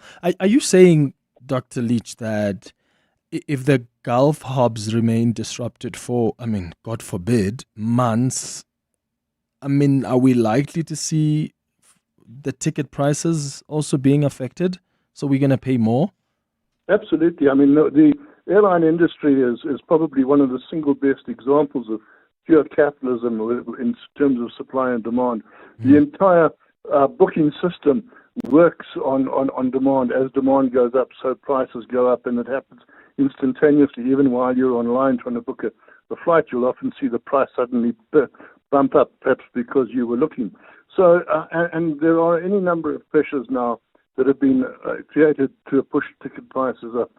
Obviously, a sudden demand for point-to-point flying, as I mentioned, but also most notably, too, we're going to see a substantial spike in oil prices. Your previous speakers were talking about that. Fortunately, most of the airlines have hedged around 80 to 85% of their fuel purchase for the next 6 to 12 months, and that will provide a major smoothing factor. But nonetheless, we're going to see, because fuel prices are typically around 30% of the costs of a well-run airline, where there's going to be a major flow through down to ticket prices. If you've booked already, well, that's a good thing, but if you've still got to book and pay, well, then you're going to pay a much higher price for your ticket. I think that's inevitable. The Middle East has, of course, been growing as both a tourist destination, but also as a transit point for global travelers. What do you think is the long-term damage to just regional tourism if this conflict continues longer? Yeah, it's a wonderful question because the Middle East, particularly the UAE, Dubai, has built itself up on not just being a hub, a transit point, but on being a tourist destination in its own right. And they're claimed to sort of be neutral, to be out of the main problem areas, and that's no longer the case. So all of a sudden, we've had to see massive investment by for instance, the UAE government in propping up the tourism economy there. They announced very early on over the weekend already that they were providing over 20,000 bed nights for stranded travelers, and they're continuing to do that. And obviously, there's a lot of pressure to try and get the flights back back on schedule, and even then it's going to take probably a week to try and get any delays out of the system once things return to normal. But again, I mean, as you said in the introduction, if we listen to President Trump, we're looking at about a 4-week campaign here, and I think that's a complete thumbs up. Anyway, so we don't know how long this will go on for, and we don't know what the impact will be overall. But the fact of the matter is that airlines, if you're going to transit through a hub, you need what's absolutely excellent on-time performance. In other words, you need to know that your flight in is going to arrive on time and that your flight out is going to arrive on time. I mean, I've known it gets so good that you can leave yourself just 45 minutes to transit from your incoming flight to your outgoing flight. If there's any disruption to that, it seriously affects the ability of the whole area to operate as a hub. So I think we're going to see this swing to point-to-point flying. At what point then should people perhaps consider cancelling or rebooking the flights? And what does travel insurance typically cover in scenarios like this? Does it come into play?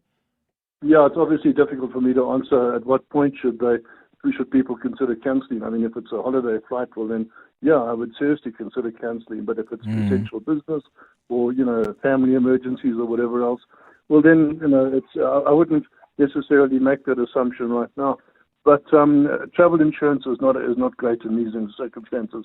Almost every travel insurance policy has a force majeure clause and a war clause, which means that they're not going to pay out. And they're all saying that this is war.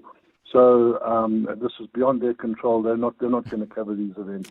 Sure. Yeah. This is quite a tough one. Dr. Gailich, thank you so much for coming through. He's an aviation analyst. It's going up to 4 minutes now before 12.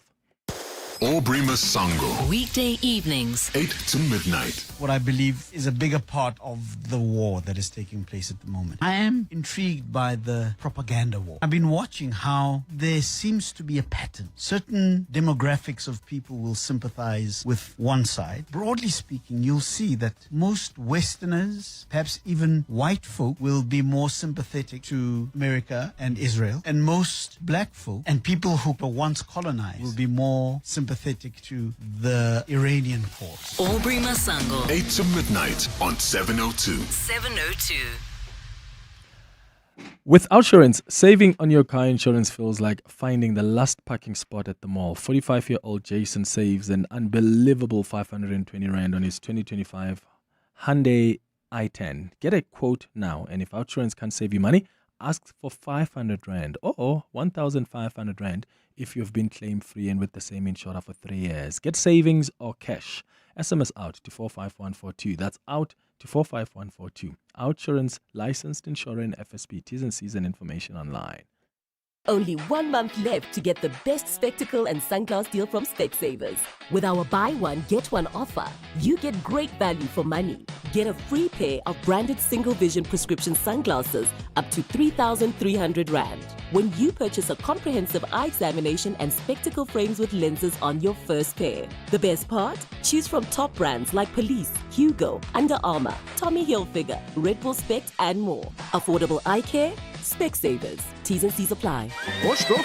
Why is there a horse in your driveway? You right, Savvy. Why drive a Mustang when you can ride one? What the missus say? Well, she had a bit of a long face, but now she's stable. If you need a backup plan, We Buy Cars can sort you out. Nah, Savvy, this thing is eco-chic. Stop horsing around, cowboy. Rather get one of these from We Buy Cars. What's the horsepower on that thing? More than one, Dolph. More than one. Don't be Dolph, be savvy. We Buy Cars, geared for adventure, geared for you.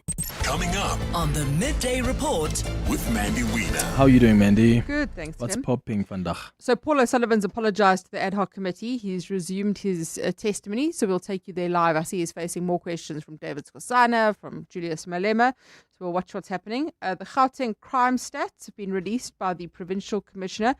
Big news this morning, multi-choice ending Showmax streaming, and what that means. They're saying no retrenchments, but do you have Showmax? I do, but I don't remember the last time I watched. That's why they're not doing well, apparently. We'll remember Soie Philander, of course, someone very familiar to our Cape Talk listeners on the Midday Report. And then our book of the week is the launch we were at last night, The Story of 702, In Touch, In Tune and Independent. Fascinating. That's what's coming up on the Midday Report with Mandy Wiener. I'll be back with you tomorrow between 9 and 12. Have a beautiful, beautiful day, my friends. And please keep warm. Bye-bye. This is EWN. Good afternoon, I'm Vali Dlamini. Gauteng police recorded reduced overall crime rates over the festive season, but police have highlighted that during this period, an increase in December of 2025. The province has accounted for 26% of overall national crime stats. Mtombeni says while murder dropped by 11%, attempted murder recorded an increase of 6.5%. The top three causative factors for murders are arguments, misunderstanding, road rage, provocation, vigilantism, and robbery. We are therefore calling for tolerance amongst the communities. An electricity outage at the Alexandra Magistrates Court has delayed the case involving the son of late former Zimbabwean President Robert Mugabe. Bellarmine Mugabe and his co-accused Tobias Matonze were expected to bring a formal bail application this morning. They are accused of shooting an employee at the Mugabe home in Hyde Park last month. Dimakatso Leshoro has more. This marks the second postponement in a week, something Mugabe's lawyer Snenhlanhla Mnguni says is extremely frustrating for the defense. Frustrated as he may be,